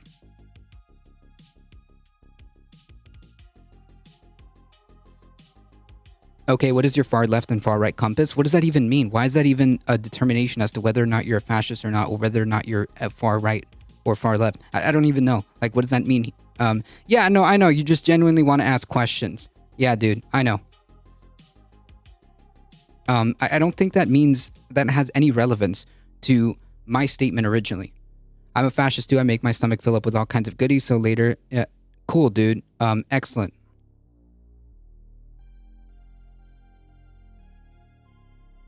I think it's on the scale of the viewpoint. Yeah, nah, I don't know. Anyways, first of all, like you came in here with some clown logic, saying that, oh, this person hasn't even ruled. How can you call them a fascist? You don't need to rule to be called a fascist. You know that, right? Like, fascism has nothing to do whether or not you're ruling or not. Right, people who follow fascists, subscribe, and proliferate fascist ideas definitely aren't fascists. Correct. That is true and perfect statement. True. Yeah.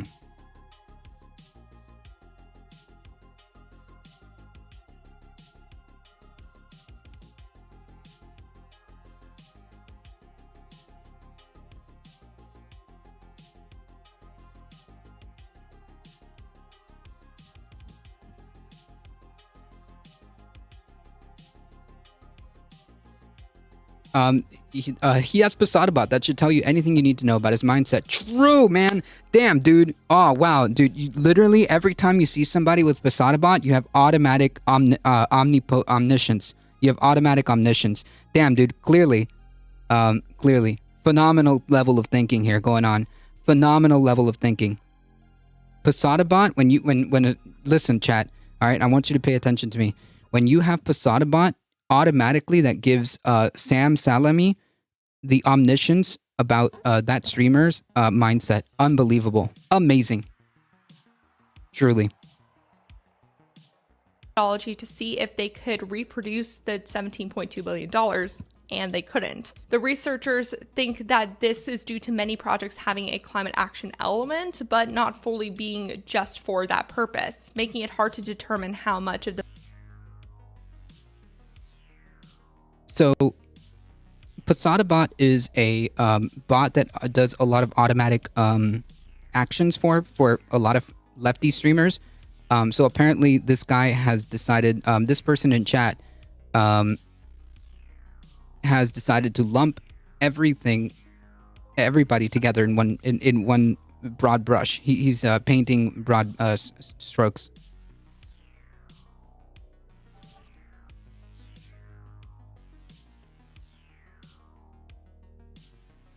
Magyar guy, thank you for the follow. Posadabot sided. Yep, there you go. What does the bot do? The bot does a lot of automatic actions. You can set it to find out how many people have been banned in what channels. It could be also an automatic... yeah, it's like Nightbot, but I think better. I love my Posadabot resume. I use it for job applications. True, same. That's what I do. 100%. It's too left and too far right. That's why Republicans can claim Democrats' healthcare plan is bad while proposing absolutely nothing to replace the current system in the last decade. True. The funding. No, that is for the okay. project Like should I'm not be memeing. That's actually a good point, Dustin. I'm not memeing. That's actually a good point. I thought it was all hat wearers. True. All specifically beanie wearers, clinically. All specifically beanie wearers, all the same. considered climate funding. The World Bank... You should... Everybody in chat should know that anyone who wears a beanie and does political commentary...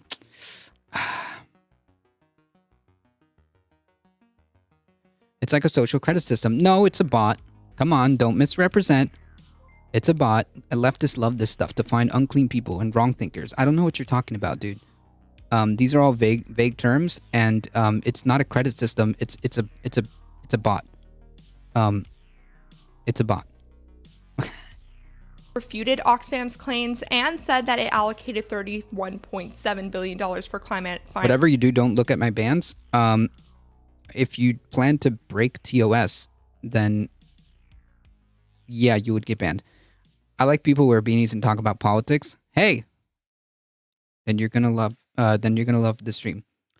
As I sit here in my beanie listening to political streamer while working on liberal political website. Nice. Epion 4000, thank you for the follow. Financing this year. Sounds like just another number for Oxfam to check up on at the end of the year. But I'll pass this off to you. Firstly, do you think Malpass should be replaced? And secondly... Yes, I think he should be. I watched Tim Pool. Oh, I'm so sorry for your loss. Do you think that the World Bank does a good job in... Why would you trust Tim Pool for political commentary? You do realize that he lies and misrepresents all the time, right? supporting climate action, or do you think that But you know, realizing like your first initial comment, yeah, it checks out. it's basically greenwashing itself? Speaking of greenwashing, we need to talk about corporate debt. Yes, very fun topic, I know. It turns out that debt finance, largely through bank loans and bond assurances, is responsible for about 90% of new capital for fossil fuel companies. Yet pressuring bond investors has so far not been the focus of climate campaigners. The debt industry is worth $22 trillion. Now, there's such a thing as green bonds, where the money raised through these bonds is meant to go towards cutting emissions. Since the first sustainability-linked bond, or SLB, was issued back in 2008, $1 trillion worth has been issued. SLBs are cheaper than regular bonds because they're meant to help companies reach their green goals. All right, such asinine comments like this need a source. Climate change is probably the biggest lie the government has told the people. Can you substantiate that claim, please? You've got like about 5 seconds. Can you substantiate that claim?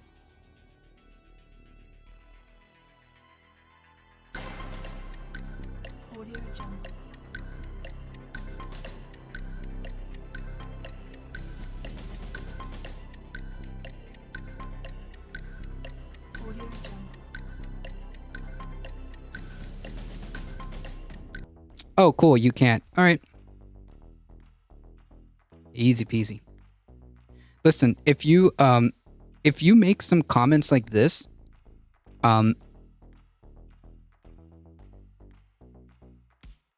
make sure that you can back up what you say. If not, then question yourself. Like, go have some introspection and ask yourself why you believe that statement. If you can't source it or back it up. If a company doesn't meet its goal, though, it'll receive a higher penalty. Did they just mock themselves? Some companies No. have been using. I think the majority of people believe that climate change is real. I'm thinking more, why is it happening? It's because it's human caused. We know this. This isn't like a philosophical question of the century.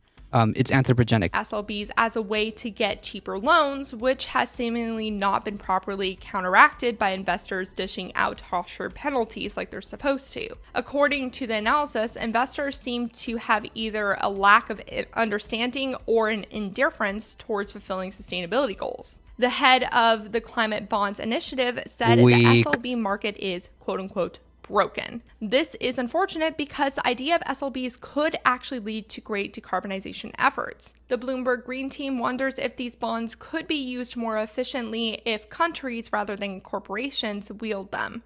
The country Chile has invested in SLBs to cut absolute emissions by 15% by 2030 and increase renewables to reach half of its energy supply by 2028. If Chile fails, it will have to pay the bond investors higher interest rates. This is an example of SLBs actually making a climate difference. The reporters at Bloomberg say that developing countries with low historical emissions should get cheaper loans to even out the playing field. If you want to learn more about these concepts, which are very interesting but very complex, check out the source list linked below, and also let me know your thoughts on the topic.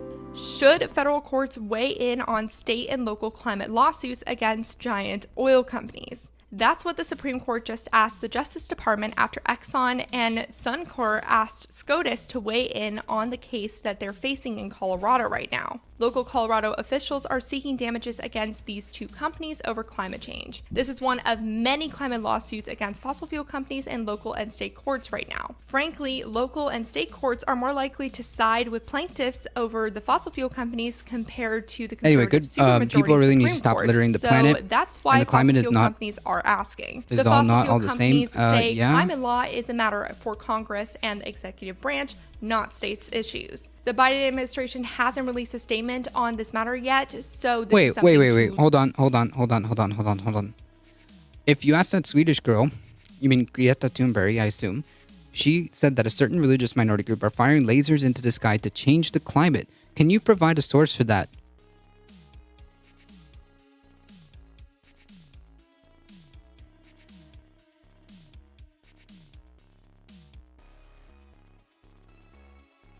Can you provide a source for that? Or are you talking about Marjorie Taylor Greene, the Republican?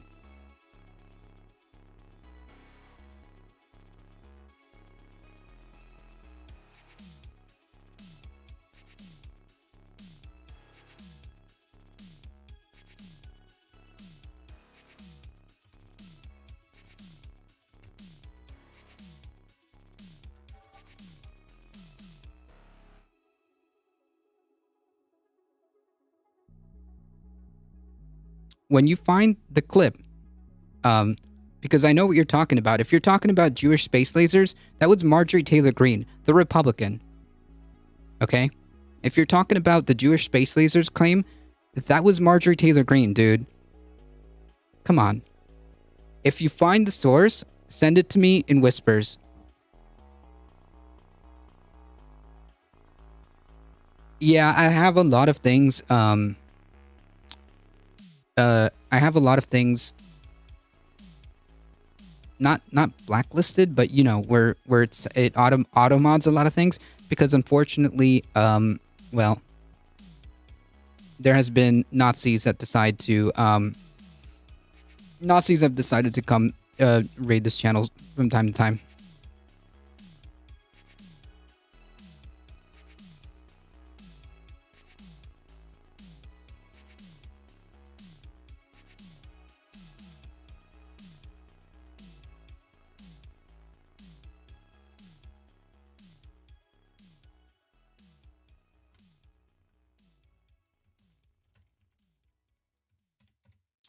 Imagine being an anti-Semite in 2022. Oh yeah, we get plenty of that kind of stuff. Look forward to. This decision could have large ramifications in the world of climate law. Lastly, I would like to promote myself. If you are on Twitch, I stream on Mondays and Fridays from 9 to 11 a.m. Pacific Standard Time. On Mondays, we talk about the climate news of the day, and on Fridays, we dive into a particular topic that I find interesting. This Friday, we will look at some of the top House of Representative midterm races to see what each candidate's climate positions are. If you are not on Twitch, let me know if you would like me to either start live streaming on YouTube as well, or post stream recordings on a second channel. Captain Napkins, thank you for the follow. Appreciate it. For Thursday, October 6th.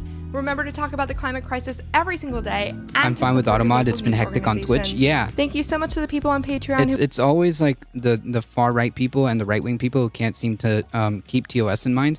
Mostly. Anyways, I'm waiting for that clip. You can send it to me directly via DMs. It shouldn't be that hard. If you make a claim, clearly you were thinking about it, so you know where to find it, right?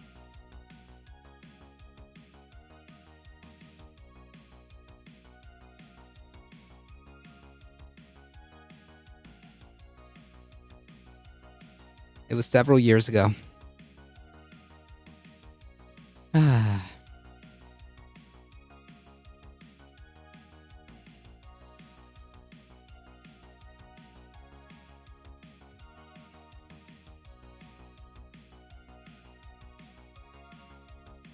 I know it is. No,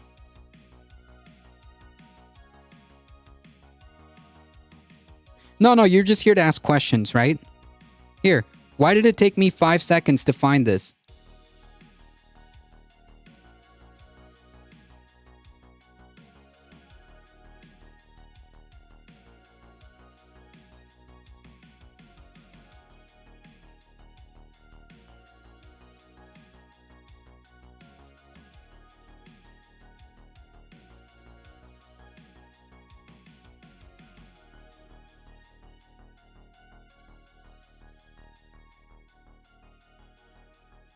Anyways, I'm sure you'll find it one day.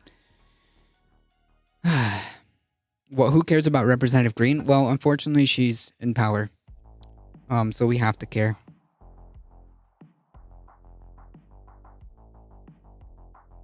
Yeah, the space lasers that made the California wildfires was Representative Greene. True. I'm not gonna allow that. Come on. Not for long. True. Oh, man. I hope so.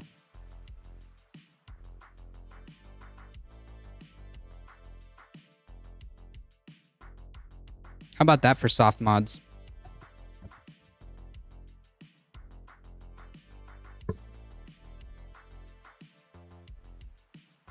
And Frisch is polling well against Boebert. Nice! That's pretty good. Oh, shoot. I need to go over this article about, Warnock and Herschel Walker. Oh shoot, did I not put it in my thing? Hold on, I might have missed it.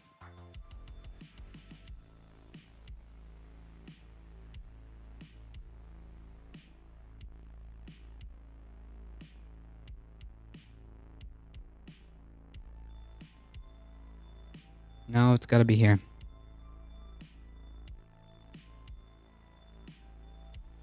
He is real close to just saying something in her district, but she represents so wacko mountain people were very Ayn Randian. Oh, libertarians.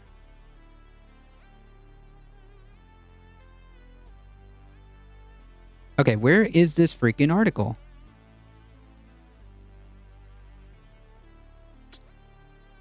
I don't... Oh, here it is. Okay, got it.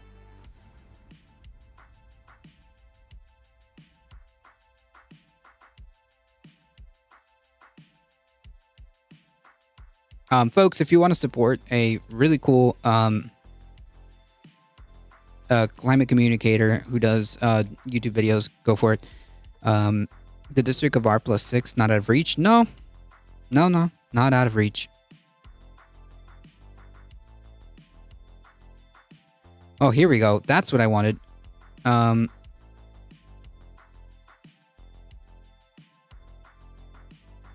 We've got new polling, folks. Warnock opens a... Shibugan, thank you for the follow. It's kind of an interesting name. Warnock opens a 12-point lead on Walker in Georgia Senate race. Nice. U.S. Senator Raphael Warnock of Georgia has opened a double-digit lead in his bid for re-election next month against Republican challenger Herschel Walker, a new poll shows. Warnock, a first-term Democrat and pastor of Atlanta's Ebenezer Baptist Church, leads Walker by 50 to 38. Based, according to a poll of 1,076 likely voters taken from September 30th to October 4th.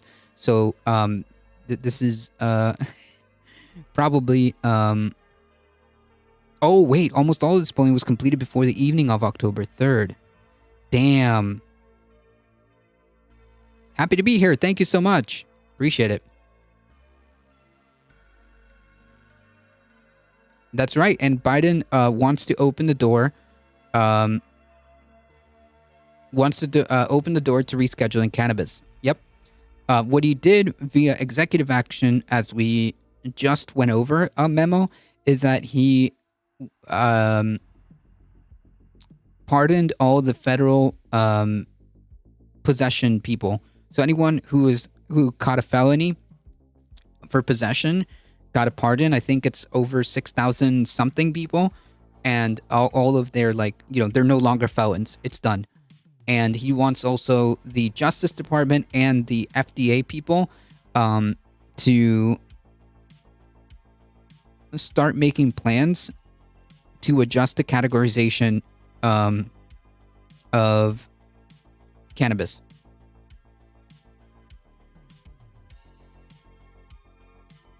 So that was actually a very good thing. That's actually a very good thing.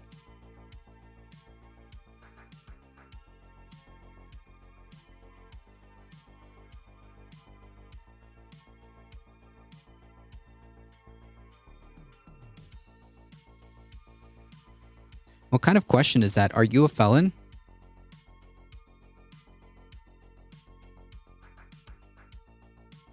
Warnock, a first-term Democrat and pastor... Oh, yeah, we went over this. Leads Walker by 50 to 38, according to a poll of 1,076 likely voters taken from September 30th through October 4th.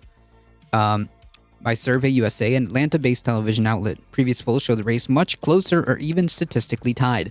Almost all the polling was completed before the evening of October 3rd, when the Daily Beast reported that Walker had paid for a former girl's abortion 13 years ago. Walker, who supports a national ban on abortion, called the Daily Beast report untrue, even though evidence came out that that's actually true. Even his son went off on him. It's a question of objective, scientific, and curious nature. I don't know what that even has to do with anything, but whatever. A former football star and longtime Donald Trump acolyte, Walker has also in recent days been publicly criticized and called a liar on social media. Oh, really? Speak to me with respect. Go fuck yourself. Fuck you. How about that for respect?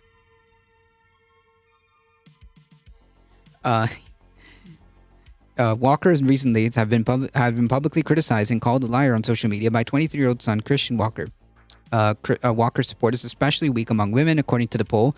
Although male voters were evenly split on the two candidates, women favored Warnock by a margin of 29 points. Well, damn, it's spicy in here tonight. Yeah, I know. I know.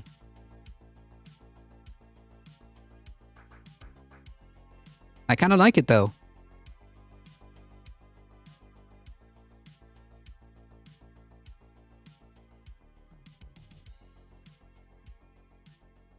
About 9 trolls, maybe. I'm still waiting, by the way, for the video, or the clip, or the evidence, to make the claim that the person made earlier. I'm still waiting for that evidence.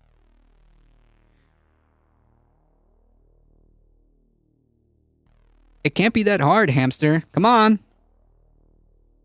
I demand that you respect me while I disrespect you. Exactly. That's why they didn't last very long, did they?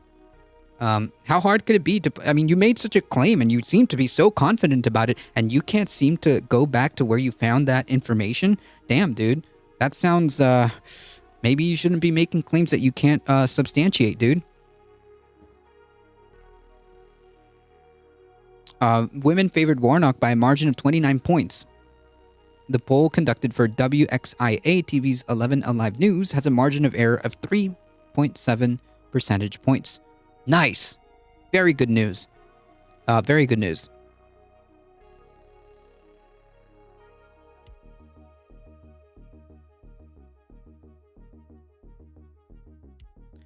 There was a woman that they called the Anti-Greta and said crazy stuff. Might have been her. Maybe. I don't know. I just know that it wasn't Greta Thunberg. You know, I mean, I would be very surprised, and hey, I'll eat my own words if I'm wrong.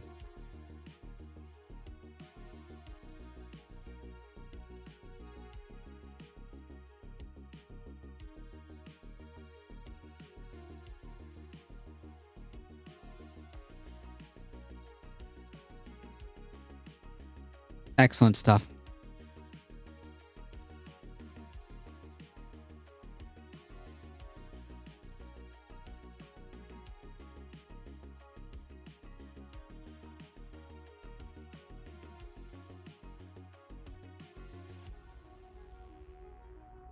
It really seems like the right loves to demonize Greta and play telephone. Yeah, because they actually can't engage with the stuff that she's saying. They can't actually engage with the stuff that she's saying.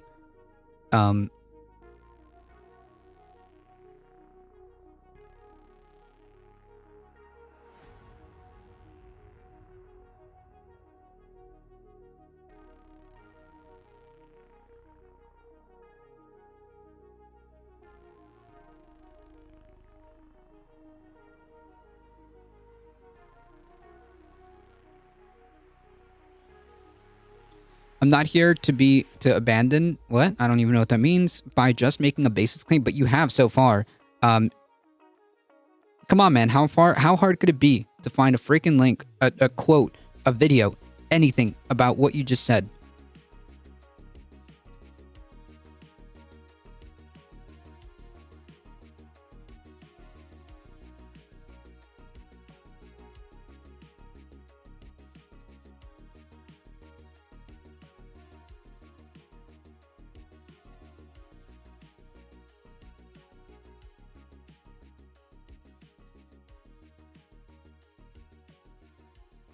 Yeah, like this is the problem. Like when you make statements and before making statements, maybe try finding the information first to then make that statement with confidence. Otherwise, why are you saying it? Like, this is the problem when we engage with people online or when we engage with people like just in general. You gotta have conversations that are based on reality, okay? I'm so excited about this cannabis change. It might allow me to consume again. Nice!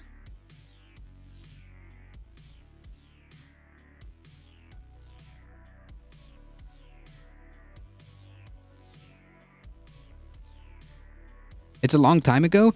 It can't be that long, my dude. Do you not know how to use Google?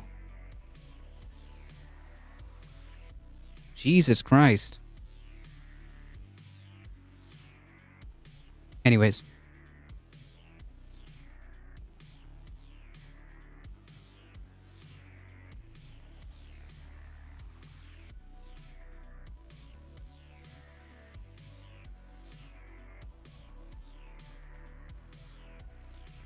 I'll catch you after the wedding. Take care. You take care. And that's awesome. Congratulations once again, Mayhem Hippie.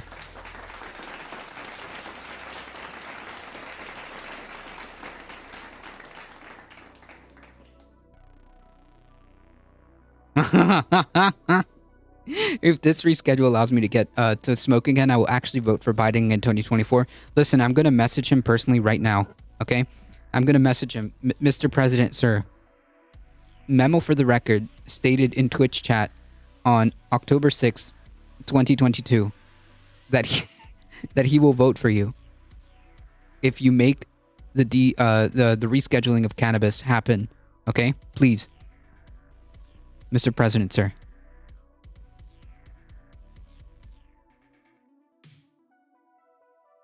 All right. Warren, nope, we did this one. Yeah, you'll get one extra vote. Listen, every vote counts, okay? One extra vote. How about that one? I have a glorious plant growing in my backyard, currently with 3 weed ladies in my basement. Hey. Nice. Nice. Nice. Good stuff.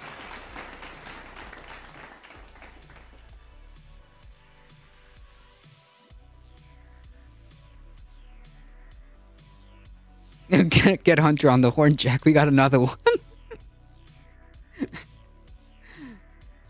You can't do what people want. That's bribing for votes. True. True. You can't do what has been incredibly popular for a very long time now. You'll be bribing people for votes, like your voters. Huh.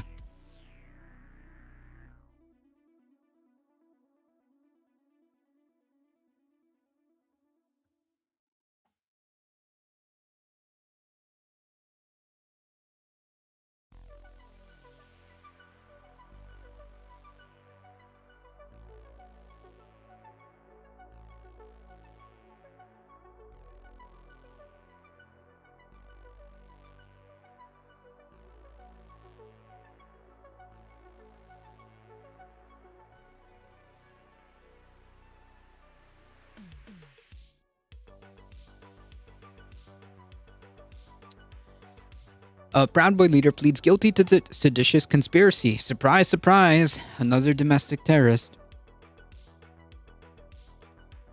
A North Carolina man pleaded guilty on Thursday to plotting with other members of the far-right Proud Boys to violently stop the Chancellor of presidential power after the 2020 election, making him the first member of this extremist group to plead guilty to a seditious conspiracy charge. Dude has agreed to cooperate with the Justice Department investigation of the role that the Proud Boy leaders played in the mob's attack on the January 6th insurrection, a federal prosecutor said.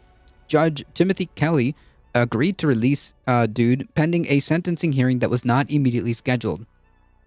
Dude also pleaded guilty to a charge of unlawfully possessing firearms in March in Belmont, North Carolina. Kelly accepted this plea to both charges during a brief hearing after the case against Dude was filed on Thursday. Prosecutor Kennerson was estimated sentencing guidelines were to recommend a prison sentence ranging from 4 years and 3 months to 5 years and 3 months. A civil or seditious conspiracy charge carries a maximum sentence of 20 years in prison. Well, there you go.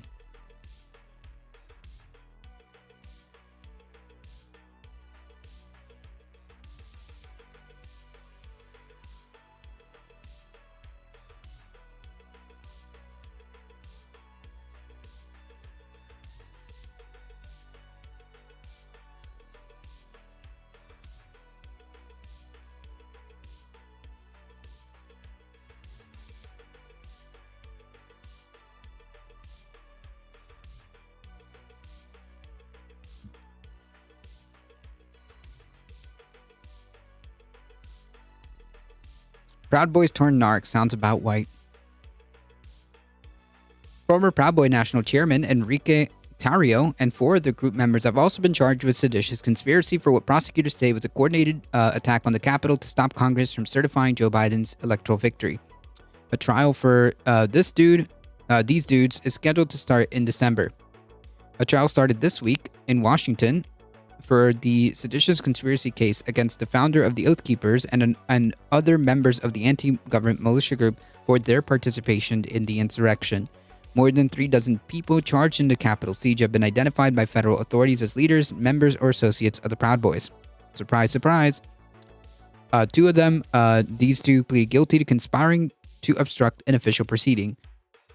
The January 6th joint session of Congress for certifying the Electoral College vote. Yep. There you have it, folks.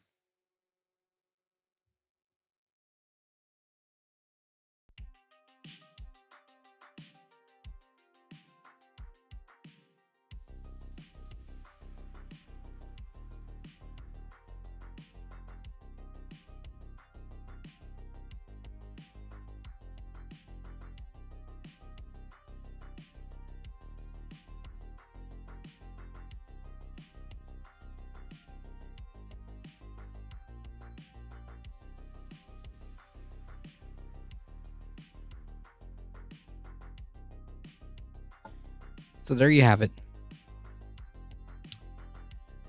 Another update in this in these cases.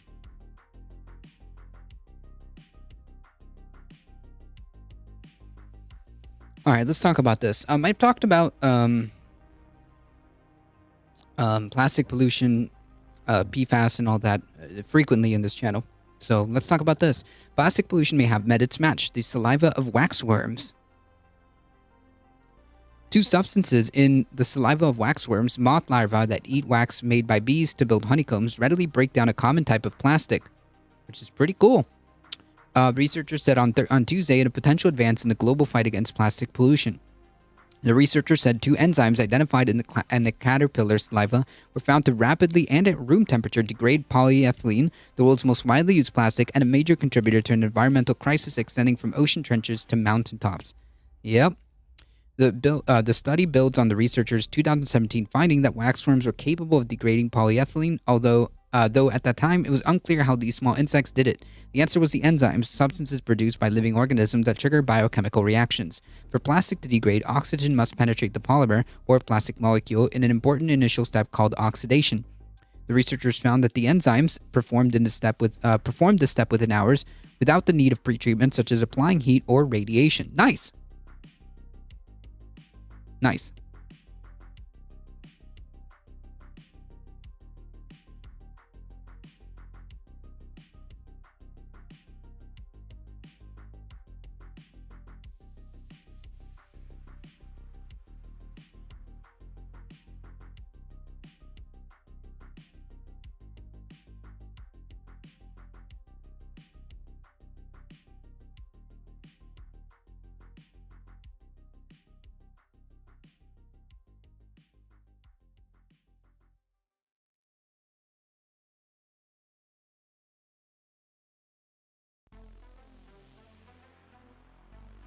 Waxworms, yeah.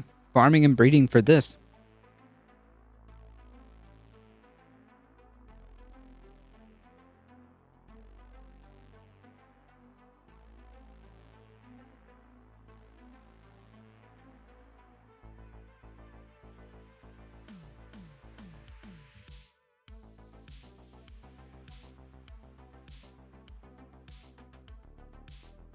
This is changing the paradigm of plastic biodegradation, said molecular biologist Federica Bertoncini of the Spanish National Research Council, who led a study published in the journal Nature Communications. Plastic is made of polymers designed to be hard to break down and contain additives that increase durability, meaning it can remain intact for years, decades, or centuries. It's the very same feature that make plastic the unique and useful material it is, are creating one of the most critical problems of the century, ironically. Plastics stay in the environment for a very long time and eventually breaks down into smaller particles, therefore becoming the source of micro and nanoplastic particles. These plastic particles have been found everywhere from Antarctica to rain and tap water, which not only cause obvious environmental issues but are a growing problem for human health. Polyethylene, first created in 1933, is inexpensive, durable, and does not interact with food, making it useful for food packaging, grocery store bags, and among other applications. Waxworms are larvae of wax moths, a species called Galeria melonella. Considered pests by beekeepers, the caterpillars feed on beeswax, pollen, and honey, occasionally also eating bee larvae. The idea would be to produce the worm's saliva enzymes synthetically, which the researchers succeeded in doing to break down plastic waste. Bertoncini said that the use of billions of waxworms to do the job has drawbacks, including generating carbon dioxide as they metabolize the polyethylene. In our case, the enzymes oxidize plastics, breaking it into smaller molecules. This suggests alternative scenarios to deal with the plastic waste in which plastics can be degraded into controlled conditions, limiting or eventually eliminating altogether the release of microplastics. Now that's huge, said the study co-author Clement Fernandez Arias, an ecologist and mathematician at CSIC, a foundation related to German plastics engineering company Roschling, helped fund the research. Perricini is one of the two leaders of a Madrid-based company called Plasticentropy that is working to commercialize the use of enzymes to break down plastic waste. The pursuit of plastic degradation by biological means, or biodegradation, previously focused mainly on microorganisms. A handful of microorganisms were found to break down the plastic, but only slowing and requiring pre-treatment complicated the practicality of harnessing it. Plastic consumption has soared worldwide over the past 3 decades, with hundreds of millions of tons of annually ending up in waste, and less than 10% of that being recycled. No matter what the companies tell you. The United Nations in March approved the landmark agreement to create the world's first global plastic pollution treaty after talks in Nairobi, with the goal of having a legally binding deal finalized in 2024. We'll see how that goes.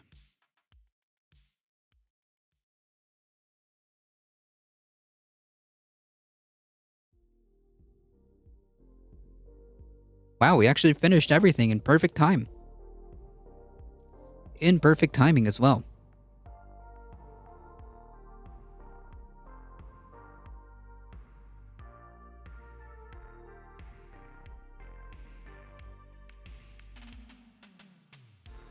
That's right, a wizard is never late.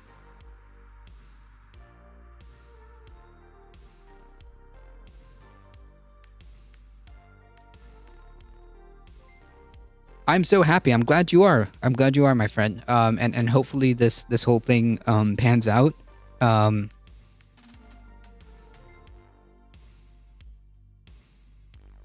Now, you'd say it may not be hard, but I'm still finding... Well, you'll eventually find it, my friend. I'm sure. You'll eventually find it. It's only been, what, how long? You'll eventually find it.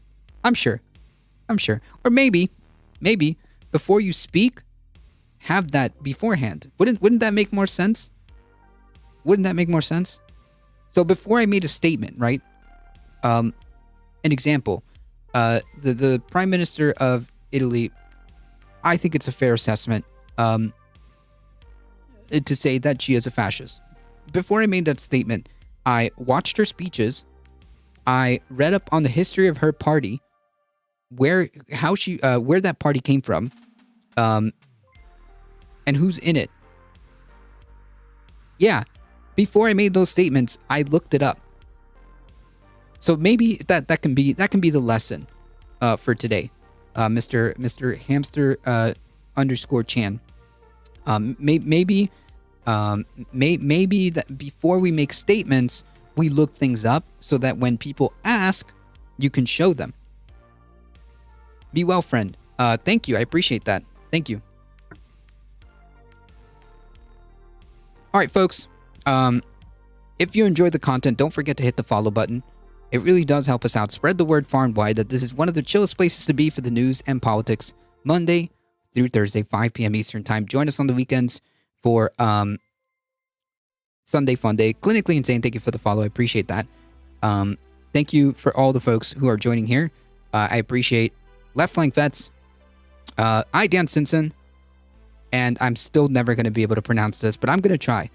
Nikki for the raid. I appreciate that. If you see anything,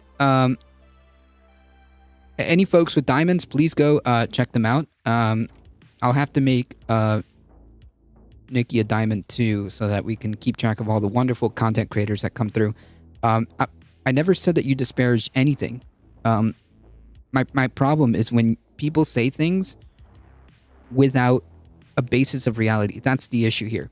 So when you just say nonsense without having any possible proof, that's where we have problems, because we can't have conversations as people if we can't even level on a basis of reality. If you're just making shit up, okay? We can't have conversations as people, as like a society. If you're coming at folks by saying nonsense, okay? By saying nonsense. And if you think about saying something, the next time you think about typing something in chat, maybe try to look it up first. That's just a thought. Before typing in chat, do not be like the other clown who just said like climate change is some conspiracy by the government. Don't do that. Don't do that. Figure it out. Make sure you have well-researched sources before you say something. It helps. It helps if you have a basis of reality. That's all I'm saying. But if you make up stuff, it's off-putting. You don't need to make up stuff. You don't need to make up stuff. There's no reason to lie. There's no reason to believe things that aren't true. And if you think about it, and something just clicks in your head, be like, hey, that kind of sounds kind of weird. Let me look that up. Have some curiosity and look it up. Climate change is not a conspiracy. I think most people would agree to that. You'd be surprised how many people come through. How many people come through this channel and try to argue with me with that to the point where it's just simple. If you can't produce evidence to what your claim is, then you're gone. When it comes to climate change, I have like almost no tolerance whatsoever. If you come here and make up some bullshit about climate change and you have no sources to back that up, just bye. So again, the lesson here is if you're going to say something, make sure that you're prepared to back that statement up. If not, then why do you believe that? Easy peasy. If you want to have conversations with people, start from a place of like a baseline of reality. And that includes not listening to people like Tim Pool. All right, folks, I got to get out of here. It's past 7:30. I appreciate all you guys hanging out. Thank you for all the follows. You guys have been phenomenal. Just wild on the follows. It's not just providing it for me. It's just so that like people get into the habit of like, hey, maybe if I'm making statements in other places or people that I talk to, even if it's just a random chatter or a random YouTuber, a random streamer, or I don't know, I'm arguing with my family on Facebook in Thanksgiving dinner. Hey, maybe when I say things, I should try to back that up. I'm just saying. It's for the benefit of everybody involved. If you say something and you back it up, then damn, it gets harder to argue against it, right? It's also like a verdict on how strong you feel about that statement. Because like if you make such a strong statement, like, yeah, this person said this. Where did they say it?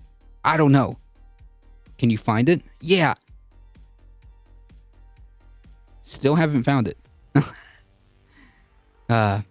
Anyway, folks, thank you for all the follows. Thank you for all the wonderful people that have come through. Thank you to Left Flank Vents. Thank you to Iden Simpson. Thank you to Nikki for bringing all their wonderful communities. Like, it was just back to back to back to back. Thank you, guys.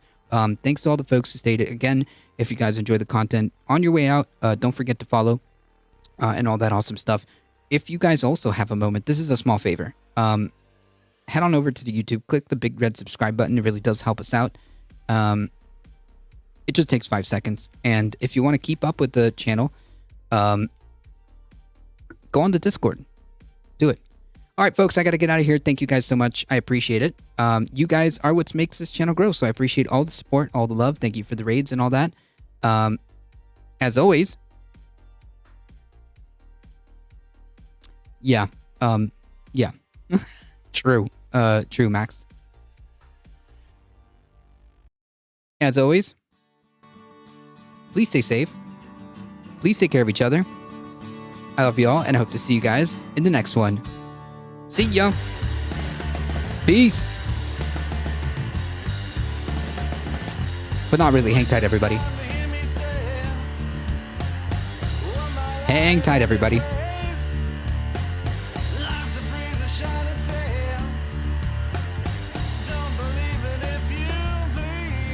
Let's go bother $27. Everybody, show some love to $27, all right? And Jimmy Dore. Oh, no, no, no, no, no, no. No, no, Jimmy Dore. Where are we rating? $27. Let's go.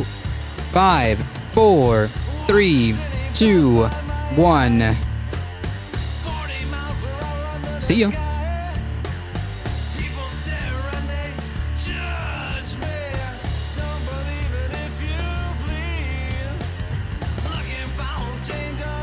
Oh, wait. God dang it. Okay, let me do that again. Here we go. There we go. Let's go. 5, 4, 3, 2, 1. See you, everybody.